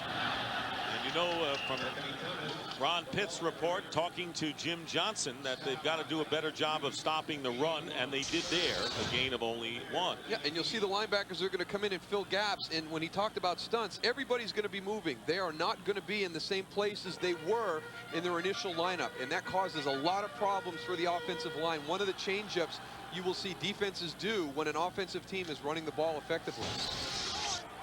Third down and 9, Jim Johnston. A crusty, hardened football veteran. Here's Miller getting a rush from behind, and down he goes. Blaine Bishop, and that is the first sack of the game, and it comes from the secondary. And you know, Jim Johnston will send anyone from anywhere to get the quarterback. And in this situation, you've got 2 defensive backs coming from the outside. Right here, here they come. The linebacker is pulling out. The offensive line got caught up watching him. And here comes Blaine Bishop unblocked from the outside. I think the reason that Jim Johnston is so successful, one of the real keys you see is a lot of his guys come scot-free in their blitz packages to the quarterback. Loss of 5 sends Brad Maynard back, and a low but returnable kick for Mitchell, Brian Mitchell, and he will give the Eagles terrific field position as he brings the return back inside the Bear 40-yard line. 9:04 to go in the third. Eagles down but 3, and they're sitting pretty right now. Here's tight end Fred Baxter, who went on a Chicago radio show this week and criticized John Shoup and the offensive play calling of the team. Bears weren't very happy with that. And he returning to action as Urlacher always in action, getting the sack for the Bears, and a loss of 6 for Donovan McNabb. Well, the running backs are responsible for the 2 outside linebackers. I want you to see what happens. Cecil Martin and Deuce Staley both get locked on to Roosevelt Colvin. Look at both of them right there on Roosevelt Colvin. Brian Urlacher comes around the backside with nobody to block. There's no one there to block him. How do you lose number 54 in protection? Playing a great game defensively for the Bears. Second sack for Chicago. 9 tackles to go with it. Dorsey Levens the back, and he goes out as a receiver. Donovan McNabb will find him at the 40-yard line and dives forward to the 33-yard line. Brian Urlacher showing why he may be the best middle linebacker in all of football. Well, there's a lot of talk about a guy in Baltimore named Ray Lewis, but this guy, I think, is right there with all of them. He goes sideline to sideline. He can chase down quarterbacks, wide receivers, running backs. He has an uncanny ability of always being around where the ball is, and he finds his way on blitzes through the open lanes to disrupt the passing game. Okay, he may be the best healthy middle linebacker in football. 3rd down and 5 for the Eagles. And once again, the Bear defense looking for the stop, and the clock is running down. You saw it on the left. And Donovan McNabb calls the timeout. So the Eagles have used 1 timeout in the second half right here. And we'll be back right here in a moment.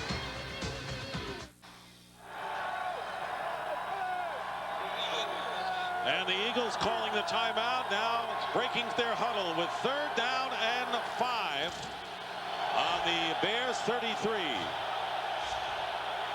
Quick toss, and if it's caught, it is a 1st down, and apparently it is. Antonio Freeman just gets enough for the 1st down for the Eagles. So they call the timeout, set up the play, and the drive continues. And it was a nice play, too. They had Mike Green coming on a blitz. He vacates the area. Donovan McNabb finds James Thrash in that area that the blitz just came out of.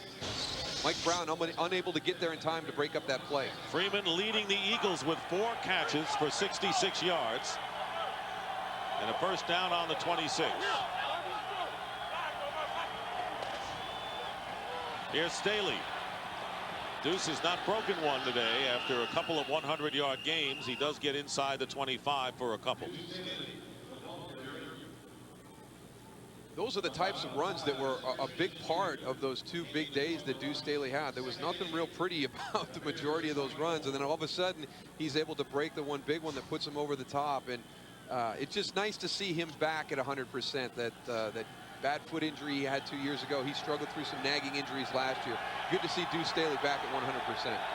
Dorsey Levens replaces him, and McNabb looking one way, getting chased, and Urlacher putting the rush on, and McNabb smartly getting rid of the ball before taking the sack.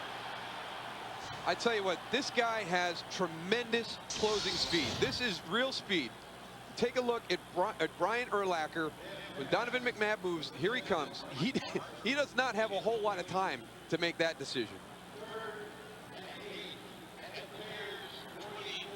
I like the poise of Donovan McNabb in the pocket, but when you see 54 coming after you, all of a sudden that mind better start working a little bit faster. 3rd down and 8 at the 24. McNabb been hit 12 times. And here he comes back looking for a running room, and McNabb, look at the moves by McNabb. He's not going to get the 1st down, however. Will be stopped a couple of yards shy, and it was Mike Caldwell, the former Eagle, along with Mike Green from the secondary, that stopped Donovan from getting the sticks. Well, Greg Blosh has not backed off his theory. He's going to continue to pressure and play man-to-man on the outside. And, Dick, you are absolutely correct. The vision and the running ability that Donovan McNabb has, you can see why he gets people fits when he pulls that ball down.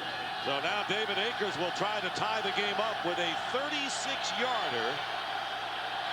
And here is Akers, and the kick is good, and the Eagles have tied the score with a pair of field goals here in the third quarter. With the tie score here, coming up next, the second part of our doubleheader, the 49ers and the Raiders. Jerry Rice going against San Francisco, first time in his career. Oakland Raiders, one of the hot teams to start the season, have fallen on some tough times recently. Injuries also starting to take their toll there with Phillip Buchanan and Terry Kirby, two guys you don't hear a lot about, but very key to the success of the Oakland Raiders. David Akers set to kick off with 5:42 remaining in the third. Leon Johnson and Ahmad Merritt both back deep for Chicago. Merritt, the return man. And Merritt takes it out to the 23-yard line. 13-13 the score. The Philadelphia Eagles, who have a 2-game lead over the Giants in the NFC East.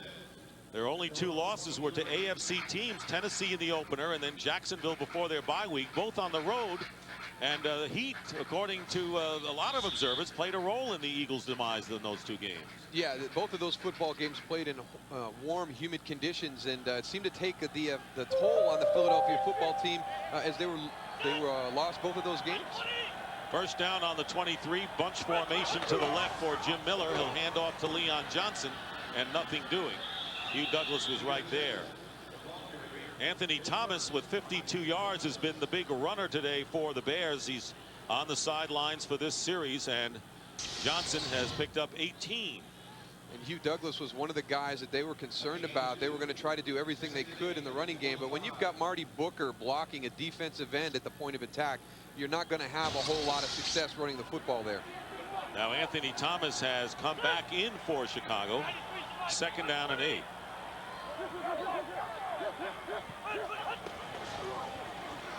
Miller incomplete to Ahmad Merritt, and coverage by Ike Reese. Well, so far in this third quarter, Daryl, it's been the case of the Eagles has had the momentum, but they've only managed field goals. Wouldn't you have loved to have been a fly on the wall to hear the speech that Andy Reid gave? And again, Hugh Douglas continues to put pressure on the quarterback, and that allows the defensive backs to have good afternoons when that quarterback can't sit back there and hold the ball. But yeah, I would have loved to have been a fly on the wall in that locker room to find out what head coach Andy Reid said to get this team back on track, both offensively and defensively, to start this second half. And there was a movement by James Big Cat Williams on the right side of the line, and Prior to the snap, Bears will be penalized. Start offense, number 8, 71. 5-yard penalty. That's why it's imperative Third down. for the Bears not to stop. You heard Dick Duran telling Ron Pitts at the end of that first half, we can't just stop here. We have to follow through, and their offense just can't go into a stone wall right at this point. No, they've got to continue to do the things well that they did in the first half and eliminate the penalties that they had. I think the game could have been much more advantageous for the Bears had they not stopped themselves or extended Philadelphia's possessions with some key penalties. Third down and 13. Bears have to get up to their 33-yard line. Tall order, and here's Jim Miller directing traffic, and Miller fires it, and the pass is intercepted by Brian Dawkins, and Dawkins brings it back. So Miller, with an ill-advised pass under pressure, and a flag is down back at the line of scrimmage, and this could be a critical call. Personal foul, roughing the passer. Defense, number 56, 15-yard penalty, automatic, first down. So Sean Barber, with a roughing the passer penalty, saves the Bears in this instance. Wow, this is a huge mistake by Sean Barber right there. And again, you know, he's got his head down, he's committed, he's got to be smart in that situation. But that is a huge mistake by the Philadelphia Eagles. Oh, defense. yeah. I mean, instead of an interception and getting the ball in Bear territory, now the Bears get a first down. On the 35, I'm surprised the crowd isn't a little bit more vocal than they are. First on the 35, and the flip to Thomas. Looking for running room, nothing there. And coming in to make the play, Levon Kirkland, and a loss of 3. Everybody talks about Levon Kirkland's ability as a run stopper between the tackles, but he shows you right there, even at the size he is right now, still able to move between the hashes and chase some stuff down from the inside out. I wouldn't want to have to run into that guy all afternoon. I'll tell you what, he is a big man playing in the middle. And the big question, of course, with how he would be on pass coverage, and he was taken out of the Jacksonville game. Eagles weren't happy, neither was he, but now he is fully ensconced again at that position. 2nd down and 13. Thomas, the running back, out to the right, and the pass to Booker in close. Booker changing direction and slipping on the wet grass, or the wet turf, we should say, and it ends up a small gain to the 35. Well, the speed that this Philadelphia Eagles defense has, that's a very tough play to execute. They are going to be able to chase things down. And one of their guys right there, Corey Simon, reaching back, grabbing the hamstring. Hope that that's nothing serious. Defensive coordinator Jim Johnston said he feels that he is on the verge of having one of those breakout games. He's really started to understand the subtleties of this defensive system, and he says watching him on film, you can see that he's reacting and not thinking anymore as a football player. Paul Grassmanis has replaced him. 3-man defensive line for the Eagles. And here is Miller. Trap gets rid of it, up in the air, and dropping in front, incomplete. So that one was thrown up for grabs after Sean Barber again put the pressure on Jim Miller. So 4th down coming up, and the Bears will punt. The only scoring here in this 3rd quarter, pair of field goal by David Akers to tie the game at 13. So there's Brian Mitchell, always dangerous. And Brad Maynard, who frankly has not punted that well today. Again, it's low, and there is Mitchell returning for the Eagles to the 40-yard line. So under 3 minutes remaining in this 3rd quarter, that was a 35-yard punt.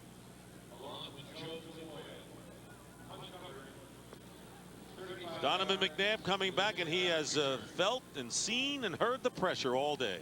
He really has, and the Chicago Bears defense has done a really nice job of containing him in the pocket, getting some hits, getting some pressure. But you see, as the plays break down, they have all corralled him in the middle of the football field. They're not allowing that seam in the rush lanes for Donovan McNabb to run through. And you see Brian Urlacher, the main reason they have played a lot of man coverage, and Brian has spied him moving up into the area where the defensive linemen are rushing, so he doesn't have to make an open field tackle on Donovan McNabb. 40-yard line, and taking a shot downfield for Thrash. And well covered by McQuarters. So Jim Miller working on his left hand. Right now, Donovan McNabb is the leading rusher for the Philadelphia Eagles, and he's averaged over 7 yards per rush.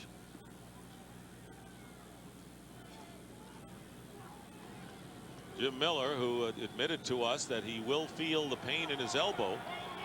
It's that tendonitis, but they told him when he went to New Haven, Connecticut, you're not going to hurt it any worse by playing with it the rest of the way. This pass overthrown to James Thrash. So Donovan McNabb, not the sharpest he has been so far today. No, he has not gotten off and gotten into any type of rhythm. And you can see right there, he knows he should have completed that pass, and he's upset with himself. And those are the opportunities that you have to have. That puts you into a 3rd down situation of 4 to 6, which is a much better position to be in. It opens your playbook. He knows he missed an opportunity there. 3rd down and 10, and here comes the blitz from the Bears, and they nearly get to McNabb. McNabb now looking to ad-lib something, and he fires it, and it is ruled a catch. And close to the 1st down, Chad Lewis, the tight end, and very close to the 1st down sticks. And they're going to measure it. They're going to have a measurement, and Donovan McNabb with a tremendous bit of quick thinking on his part. Well, you can scheme it and do everything you want to try and get to Donovan McNabb, but that is only the first step in the process. Now you've got to get him to the ground, and Mike Green came free on the blitz, and you can't tackle Donovan McNabb high in the pocket. He's just going to shrug you off like he did there and move outside. And you know, we talked to Troy Vincent about the technique on blitzing, and he says You see they're just a little bit short of the first down. He talked about getting into the pocket area. You've got to come to balance and then go at the waistline of the quarterback. They're so good at making people miss, or in Donovan's case, he's so big and so physical, he will literally just shrug off a defender. Here comes the blitz. It comes clean, and there he goes. He just shrugs him right off and moves out to the right. So it'll be 4th down and inches. And of course, the first thing you have to watch for is the hard count to try to draw the Bears offside. Right at midfield.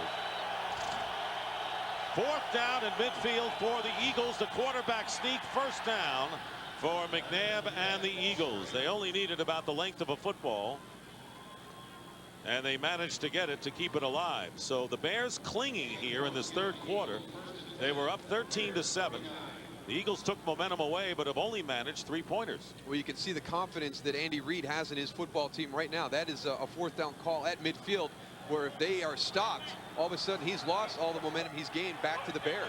1st down at the 49 of Chicago. Deuce Staley cuts back inside, and a good gain of about 5. Right now, for a game break, here's James Brown out on the West Coast.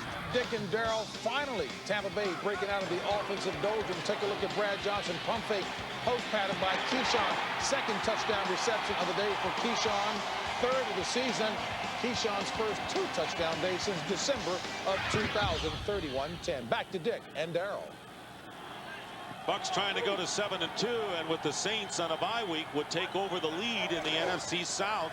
And here is Deuce Staley, and Staley running right into the rookie Alex Brown for a 2-yard gain.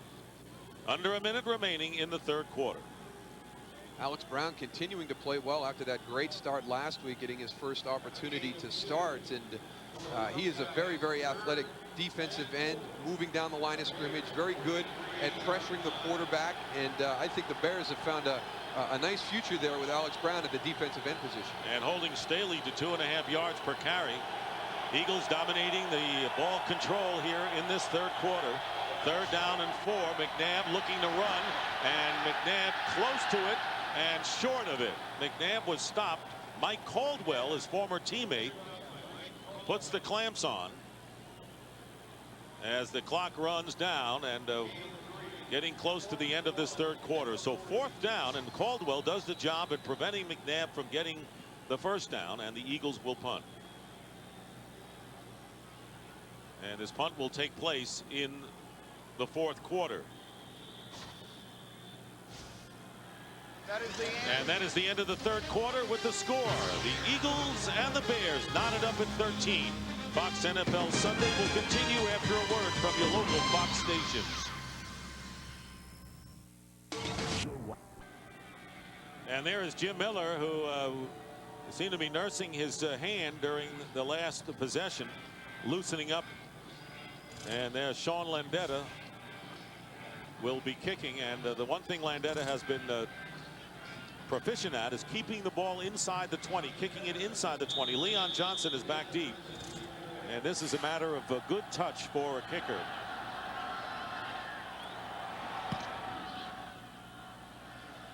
Landeta's kicked a little bit too far, and it'll go into the end zone for the touchback, so that'll be a plus for the Bears.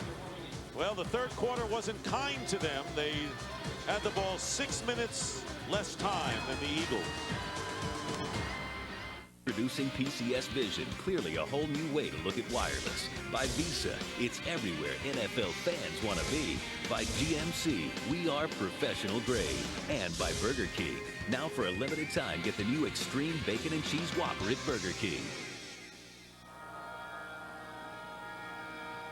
The Chicago Bears trying to end a 5-game losing streak against the team that ended their playoff hopes last year, the Philadelphia Eagles. And the Eagles have all they can handle from the Bears defense today, and now the Bears offense going to work. 1st down on their own 20 in the opening minute here of this 4th quarter. Jim Miller double covered up the middle to the tight end, incomplete. Right now, here's James Brown for a game break. Well, take a look. Minnesota trying its best to undo the big hole they were in. A 1-yard run by Mo Williams narrowing the gap, 31-17. Tampa Bay still on top, though. Late in the third, back to Dick, Daryl, and Ron. And the Minnesota Vikings, Moose, trying to make it to 2 in a row after an impressive win over the Bears. They looked really, really good on film watching the Bears-Vikings game last week. And a bobble and a loose ball. Des White with the pitch in the backfield, and the Eagles recover. Des White could not hold on, and a big error by the Chicago Bears offense. The last thing that they could afford, and Dick Geron sees a turnover, giving the Eagles a golden chance to take the lead. One of the things the Bears were so good at last year was not making mistakes. And right here, Des White just takes his eye off the ball on the toss. A critical turnover deep in their end at this point of the game. They didn't do these type of things last year when they got off to that great start and finished at 13-3. And look at that Eagle defense coming off the field. And let's see if that is the spark that really drives Philadelphia. Remember what Andy Reid said, you know, a good team might find a way to lose a game like this against a team you're favored over. A great team would win it. And so the Eagles, who have had a huge edge in field position in this game, will have a first down on the, and that's in the half that we showed you, a first down on the Bears 18. And here is the fake end around and the pass to Cecil Martin, and the Eagle fullback with his first touch of the game getting 4. But as well as they have played, taking advantage of that field position in this half, they have kicked 2 field goals. They have got to start scoring touchdowns to get some separation from this Bears team. The longer you let a team that's struggling stay in the football game, the worse it's going to be for you when you get into the fourth quarter. No question about it. In fact, here's an instance that if the Eagles have to settle for a field goal, that could give momentum back to Chicago. 2nd down and 6 from the 14. And the end around to Thrash. Here's James Thrash, and Jerry Azuma gets to him first, and then following suit, Alex Brown. But the pickup is 5 yards. And it's short of the first down by about a yard. And this looked like a really nice play from up in the booth, but again, it's that speed and the pursuit of the Chicago defense. Jerry Azuma does a nice job being out there all by himself, buying himself a little bit of time until the pursuit from the inside can get there to help. Big 3rd down now as the Bears try to hold yet again. And looking to the sideline and finally calling a timeout is Donovan McNabb. So the Eagles now with only 1 timeout left. But you know, if you're going to call a timeout, this is a pivotal play to do it on. We'll be back. Here in Champaign, a scoreless first quarter, and the Bears took a 13-7 lead at the half. Paul Ettinger with his longest field goal outdoors in his career, 53 yards. Ball that bounced on the crossbar and went over. But David Akers with a pair of field goals to tie it up, and now the Eagles looking to take the lead. It'll be 3rd down and 1 from the 9. And there's play fake, and the pass incomplete. And it was intended for Cecil Martin and Brian Urlacher on the coverage. So the Bears defense with an opportunity to celebrate. Come on, Andy, make the call. There you go. Yeah. Oh, he's sending the field goal team out. I thought he was going to go for it on 4th down. You and a lot of Eagle viewers, I'm sure, are home saying, come on, go for it. Well, you know, in that situation, it's 3rd down. You try something that you wouldn't think, you know, the defense, you're going to catch them off guard and maybe have a chance for the touchdown. But with that thought process is, I'm going to go for it on 4th down if you stop me. Well, they can take the lead with this 27-yard field goal. David Akers hardly ever misses and doesn't here. And the Eagles now with a 16-13 lead early in the 4th. Eagles lead for the 16-13, and I'll tell you one thing about the Chicago fans. 2 things. Number 1, they're as informed as I've seen anywhere in the country, and they got a great sense of humor.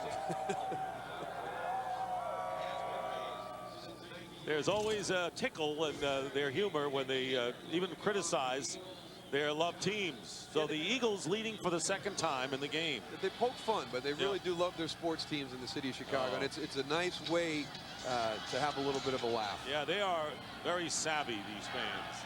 And the return by Ahmad Merritt for the Bears, and Merritt breaks one outside, And finally down short of the 30-yard line by Lito Shepherd. So Jim Miller going back to work, this time trailing.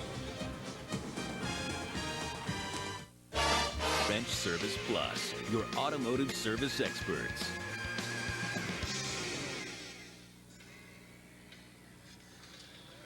In case you're wondering, that is not the moon. It's just a light at the end of a post.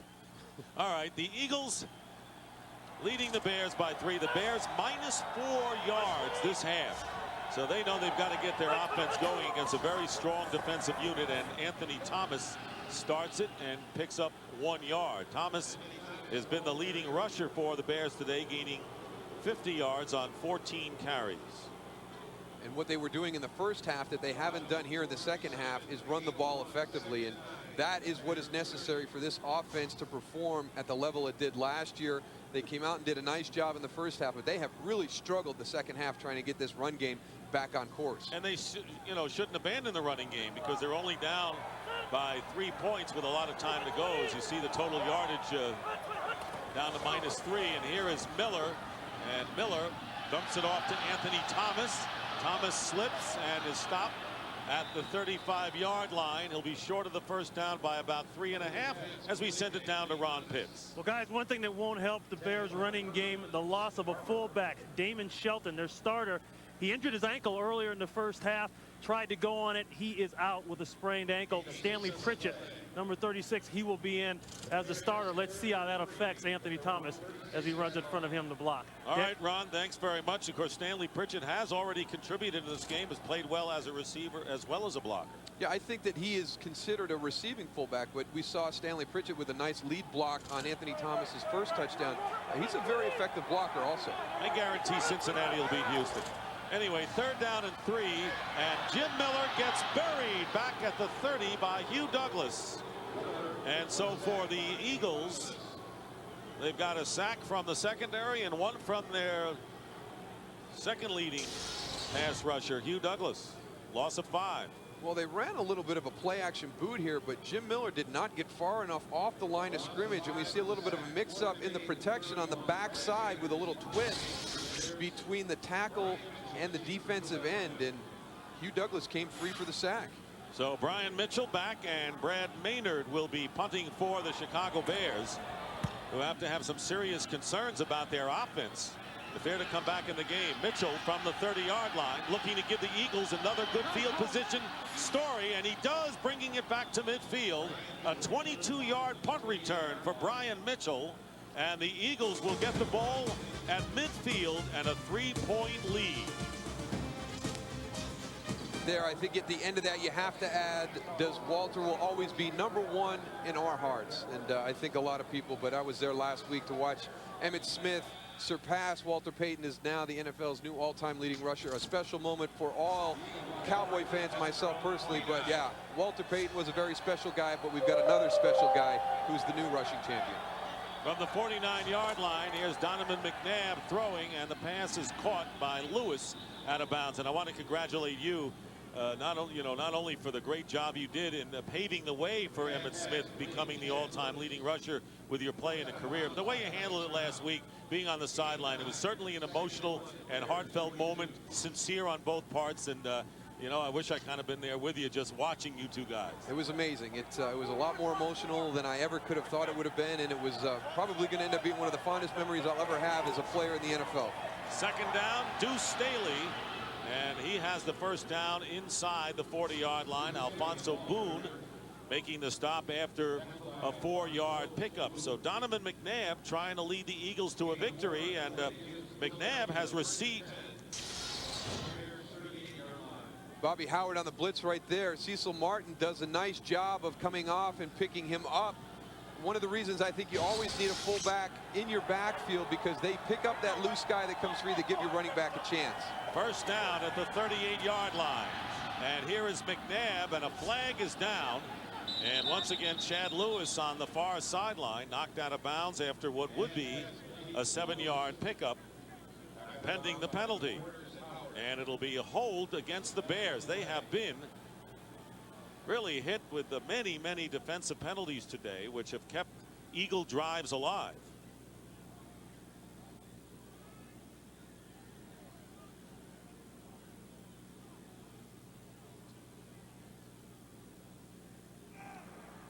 illegal hands to the face. Defense, number 97. 5-yard penalty, automatic first down. There it is right there. Christian Peter getting his hand up underneath the face mask of John Welborn. And your hand slips up there every once in a while, but you've got to pull it away as soon as you feel that you're in that area. The officials are going to call that one. There the penalties, 17 in all, 11 against the Bears, as Deuce Staley on first down is knocked back by Brian Urlacher in a loss of 3 yards. I started to talk about Donovan McNabb, and you talk about a guy who's just 25 years old who was elected as a member of his alma mater's Board of Trustees. Syracuse University Board of Trustees held a meeting, and Donovan McNabb, the youngest for sure member of the trustees, and as alums of that school, we're very proud of Donovan. Well, I think it's great to have a person of Donovan's station in life, his perspective on what he would like the university to become, and all the students that will be going there for the future. Second down and 13, and the pass thrown underneath, complete to Chad Lewis. I'd like to see the football team have some more victories. And right now for a game break, let's check in with James Brown in Los Angeles. Hey, Dick and Daryl, and Ron, we may be seeing a lot more of this guy right here. Troy Hamburg up the gut 3 yards, capping a 12-play, 80-yard drive. His first touchdown of the season, and Dallas on top by 1 in what is an ugly game. Dick, Daryl, and Ron.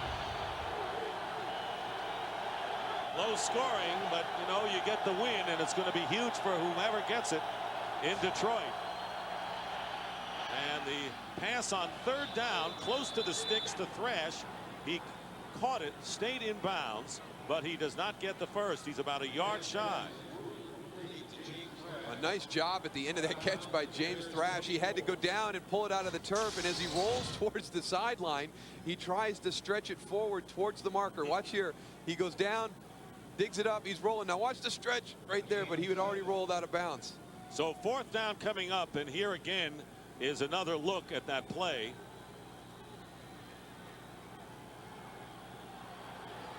And I wonder if the Bears want to challenge that catch. Apparently not. 4th and 1, and the Eagles will go for it on the 24 of the Bears. So this becomes a huge play, and the pitch to Deuce Staley, and Staley is hit, and I don't think he has it. Great pursuit by the Bears, and it is led by Philip Daniels and Bobby Howard, and the Bears have held on 4th down and take over on downs. Well, they talked about running between the tackles to negate the speed of Brian Urlacher, and look at the guy who's at the bottom of that pile doing everything he can. Number 54 coming from the inside out. Here he comes. I tell you, the shortest distance between 2 points is a straight line, and on 4th and 1, you better have a lot of confidence in your run game to run a toss, crack, sweep with a guy like 54 in the middle. So a great defensive stop by the Bears, and now the question before the house is, what will the offense do? They have been invisible here in this entire second half. 3-point lead for the Eagles, 8:08 to go in regulation. Miller with the pitch to Anthony Thomas, and once again the Eagles are there, and a terrific play by Levon Kirkland, and dropping Thomas for a loss of 3. And the reason that the Bears wanted to run on the perimeter was because they felt they could get to the outside and take advantage of number 93's size. But that is the 2nd or 3rd time this afternoon that Levon Kirkland has run down Anthony Thomas from the inside out. The Eagles took over momentum early in the 3rd quarter. 3 field goals has given them the lead, and now their defense trying to take it over now to wrap it up. 2nd and 13. Very tough team to score against. And the fake handoff, Miller finds an open Thomas out of the backfield, and a good cut upfield by Anthony Thomas, and he's close to the first down and may have it.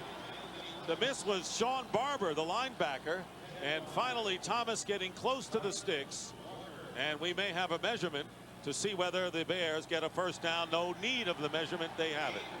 One of the things Jim Miller talked about was knowing where his hots and his checkdowns were during the course of the football game today because of the pressure that he expected from Philadelphia's defense. Right there when everything was covered downfield, a nice job of coming back to Anthony Thomas, who was his checkdown receiver in that situation. Bears are 2-3 this year in games decided by 7 or less.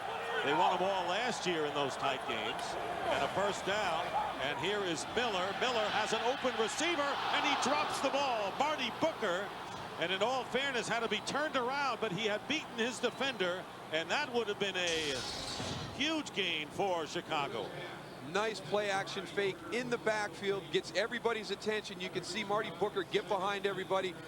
I tell you what, I'll take Marty Booker in that position. He will make that catch 9 out of 10 times. That is very uncharacteristic. So a drop ball at an opportune time, I think is the word, and that'll bring up second down and 10. 6:42 remaining in the fourth quarter. Another play fake, and Miller overthrows John Davis, his tight end.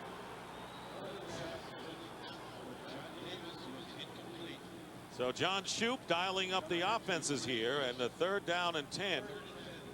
You can see that the Eagles outgaining the Bears 80-13 this half, and they need 10 yards, and that's in the passing department. Their passing game is dependent upon running the football well. Their best passes are their play action passes, and when you can't run the ball effectively, you lose your respect for the run game, and you get back into coverages to take away the tight end, to take away the receivers downfield. You have no regard for that play fake in the backfield. Third down and 10. Here comes the rush on Miller, and throws nobody home. Des White was the closest receiver. So fourth down coming up with 6:33 to go, and the Bears will have to kick. They had a big opportunity, and the pass wasn't perfect, but Marty Booker could not hold on. And now the Bears have to rely on their defense again. And the Philadelphia Eagles, talk about McNabb, you talk about the improved running game. Jim Johnston's defense. They have been the difference this afternoon in both defenses, and now the Chicago Bears defense is going to have to go back out on the field and make another big stop here in the fourth quarter. Maynard's punt will be down at the 32-yard line. Now the Bears are claiming that the Eagles had lost the ball, and so there's a scrum going on there. I tell you what, Al Harris is so lucky to get away from that right there, because he has no reason to be around that football doing that type of play right there. He is so fortunate that he did not land on that football, and that's what the Bears were claiming. When that ball is on the ground, moving around, get away from the football. The ball was illegally touched first by the kicking team. First down, receiving team. Somebody has got to alert Al Harris that he is near the football right there. He is so fortunate that either Todd McMillan or Brian Knight touches this football first. There's no reason for Al Harris to be in that situation right there. If Brian Knight does not go in and recover that football, it's going to hit Al Harris, and it's going to be 1st and 10 for the Chicago Bears. Eagles, well, on the 31-yard line, first down, 6:22 to go, and here is a fade to Thrash, and the pass, they're going to throw the flag there. R.W. McQuarters, well, he has borne the brunt of many of the defensive penalties today called against Chicago.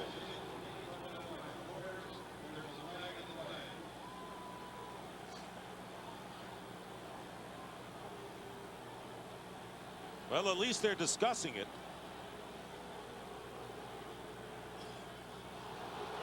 Pass interference. First down. Pass interference. Defense, number 21. Automatic first down. That's about as animated as you will see Dick Duran on the sideline, and that shows you the point of frustration he has got to with some of these calls. R.W. McQuarters, he's just puts his arm up. Now, people are going to say he's got to turn his head and make a play on the football, but there have been a lot of touch calls this afternoon. And a lot of late calls this afternoon by the officials on many of them. First down for the Eagles on their 47-yard line. Here is McNabb going deep to the other side, and is caught by Bigston in stride and out of bounds inside the 15-yard line. A 39-yard strike, and another flag is down at the 35 of the Bears. Pass interference, defense, number 23.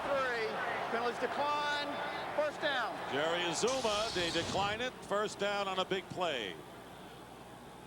See right there, it's you know, maybe illegal contact, but I don't see pass interference on that play. I think right now the officials are calling this game much too tight. On the outside, you have got to allow these guys to play football, and we've seen way too many touch calls during the course of the afternoon in the illegal contacts, in the pass interference type penalties. It takes away from the aggressive style of play that both these defenses like to do. First down at the 14 for the Eagles. Trying to put some daylight between them and the Bears, and Deuce Staley on the carry. And a good ankle tackle made by Christian Peter. The most important thing on this possession for the Philadelphia Eagles is to come away with a touchdown. They have gotten into the red zone and been forced to kick field goals. If this Bear defense can hold them one more time, we are still within 6 points. The Bears only need a touchdown to take the lead. That would be a huge show by this defense that has been asked to do this all afternoon. James Thrash lining up in the backfield, going in motion. An empty backfield now, and the pass thrown underneath and caught by Thrash. He gets now down to the 7-yard line. Pickup of 6. Reggie Austin making the tackle for the Bears as the clock runs under 5 minutes remaining in the 4th. Eagles looking to open up a 10-point lead. They have dominated in this second half, sparked by their impenetrable defense. 3rd and 3. And here's McNabb. Pass is caught, and slipping is Mitchell. Freddie Mitchell with his first catch of the game, close to the first down marker. Andy Reid's going to have another one of these tough decisions. Again, the Bears defense, as David Akers comes onto the field, have held the Philadelphia offense inside the red zone to a field goal. As poorly as the Chicago Bears offense has played this half, they are still only one drive away from regaining the lead if David Akers makes this kick. David Akers, 3 of them today, and all coming in the second half. This will be a 22-yard attempt.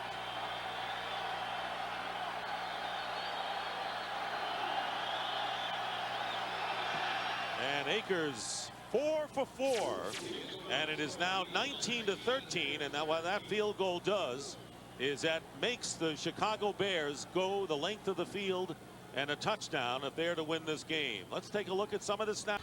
And you know, before television, you'd have to read a newspaper the next day or a magazine. You see snapshots of the game and get an idea of how it was in the old days. Of course, they used to have black and white television, but thank goodness they have color now. And the Bears trailing by 6. You're dating yourself with that comment. Well, there was a time. There was a time. George Hallis remembers that time. Yeah, I'm sure he does. Stadium dedicated 1924. There was a time, and it was a long time ago. Well, we're bringing some of that back, you know, with in the game. Some good pitches today, though. Yes, there have been, and we have had inclement weather throughout. We had the snow before the game, and then we have had a steady rain throughout it. 3:42 to go. The Eagle defense has been tough in the second half. The kick to Ahmad Merritt.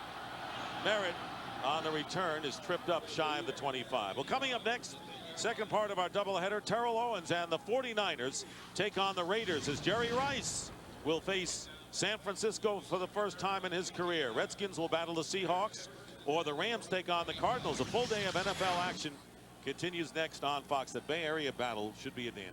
Yeah, it really should be, and it's nice to see San Francisco getting some continuity on the offensive side of the ball. Terrell Owens and Jeff Garcia coming off some really nice performances last week.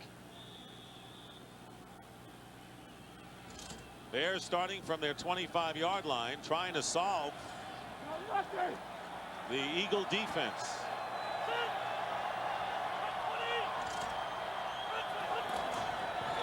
Play action, and Miller rolling out and hitting John Davis, the tight end. Davis getting by one defender and picking up nearly 8 yards on first down. Troy Vincent coming up to make the play. Bears have all 3 of their timeouts remaining. Jim Miller, who has missed the last 2 weeks because of injury, coming back today. Bears offense did show some life in the first half. Actually Scoring a touchdown against this Eagle defense is pretty good accomplishment in its own right. 2nd down and 2. And here is Thomas. First down. Moore to the 39-yard line, a gain of 6. Well, you can't have asked your defense to do any better this afternoon than Chicago has done, especially here in the second half under adverse conditions, backed up, short fields by their offense and by field position. Now it's time for the offense to put together this drive at this critical point of the game and try and steal this victory that would really be dependent on what their defense has done this afternoon, not their offense. First down and 10. Thomas with 86 total yards, including the only touchdown for the Bears. Here is Miller, and he's got out of the backfield Stanley Pritchett, and Pritchett driving 2 Eagles into Philadelphia territory, 14 yards and a first down. One of the things Jim Miller wanted to see his team do as he came back into the lineup this week was to finish a football game. We've seen the graphic. They're only 2 and 3 in the games decided by 7 points or less this year. They have had chances, but they haven't been able to finish the football games. So another ex-Eagle getting the job done. The 2-minute warning will be back. 2 minutes to go. 6-point lead for the Eagles. Andy Reid and Dick Duron, who are assistant coaches on the Green Bay Packers staff 1992 to 1994. And Andy Reid got a call from the McCaskey family. Should we hire Dick Duron? We're thinking of it. He said, why not? He's a brilliant coach, a straight shooter. And in Andy Reid's view, the same coach he was last year when they were 13 and 3.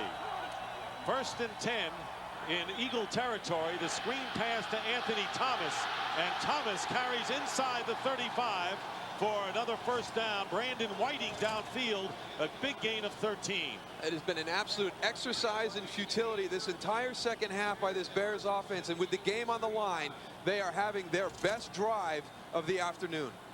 40-yard drive thus far after the first 5 drives of the second half netted only 9. Remember, the Bears need the touchdown. Field goal won't help them. Under a half a minute to go, but all 3 timeouts remaining. They're on the 35, and here's Miller with a screen to Booker, and Marty Booker to the 29-yard line will be shy by 4 yards. Brian Dawkins making the play, and the Bears will call their first timeout. Remember, this Eagle defense cares about only one thing: giving up the touchdown, the points, and that's what Jim Johnston's goals are. And they're going to be tougher from here on in. Yeah, when you look at the foundation of what he believes in, it's all about pressure, and then it's about holding teams to field goals and not letting them score touchdowns. And you saw that graphic right there on the missed tackles. That is where the big plays have come against this Eagles defense this year. They have been in position to be pretty much an error-free team regarding those big plays, but have missed critical tackles. The work week is tough enough. Who needs more drama? Well, Fox tonight, the full night of what critics are calling 3 of television's best comedies. Don't miss the eagerly anticipated Simpsons Treehouse of Horror, followed by the series premieres of King of the Hill and Malcolm in the Middle. A full hour all starts with the classic Simpsons at 7:30, 6:30 Central, right here on Fox. Jim Miller perfect on the drive. 2nd and 4 on the Eagle 30-yard line, and there's the pass underneath to Des White. Diving, but still short of the first down marker. Brian Dawkins putting the clamp on, and now the Bears will call another timeout, leaving them with 1. There will be a 30-second 1 timeout left for the Bears with 1:03 to go, and they've got to get it into the end zone. And it's going to be a very difficult task for Dick Duron's crew.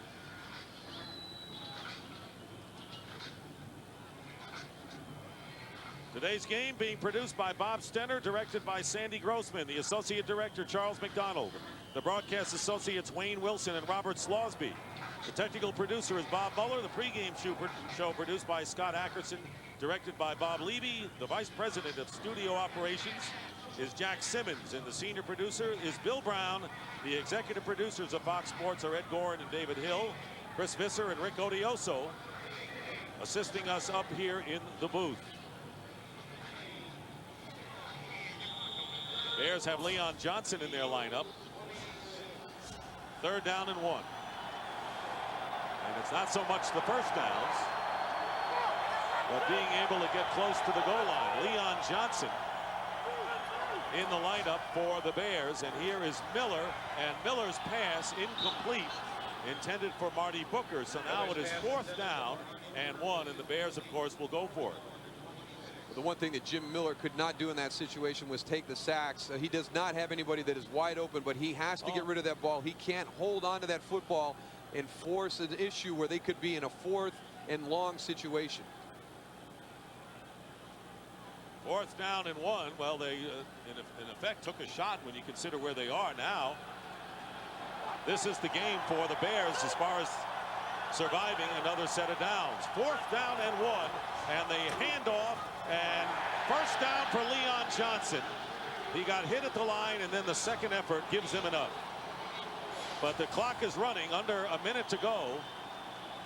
Bears have only 1 timeout remaining.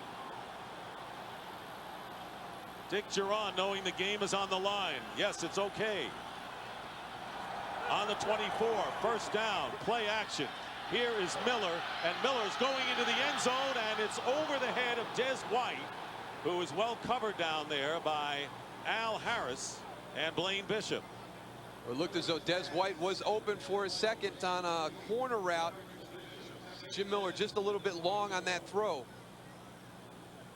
I like the decision to save that last timeout. That allows the Chicago Bears the opportunity to take a shot into the middle of the field as they move the ball down towards the goal line to try and get this go-ahead touchdown and be able to stop the clock. 2nd down and 10.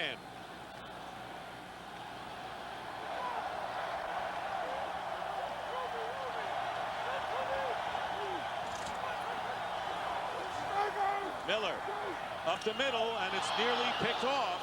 Nearly intercepted by Ike Reese. It was intended for John Davis. So the vice narrows now for the Bears. They face 3rd down and 10.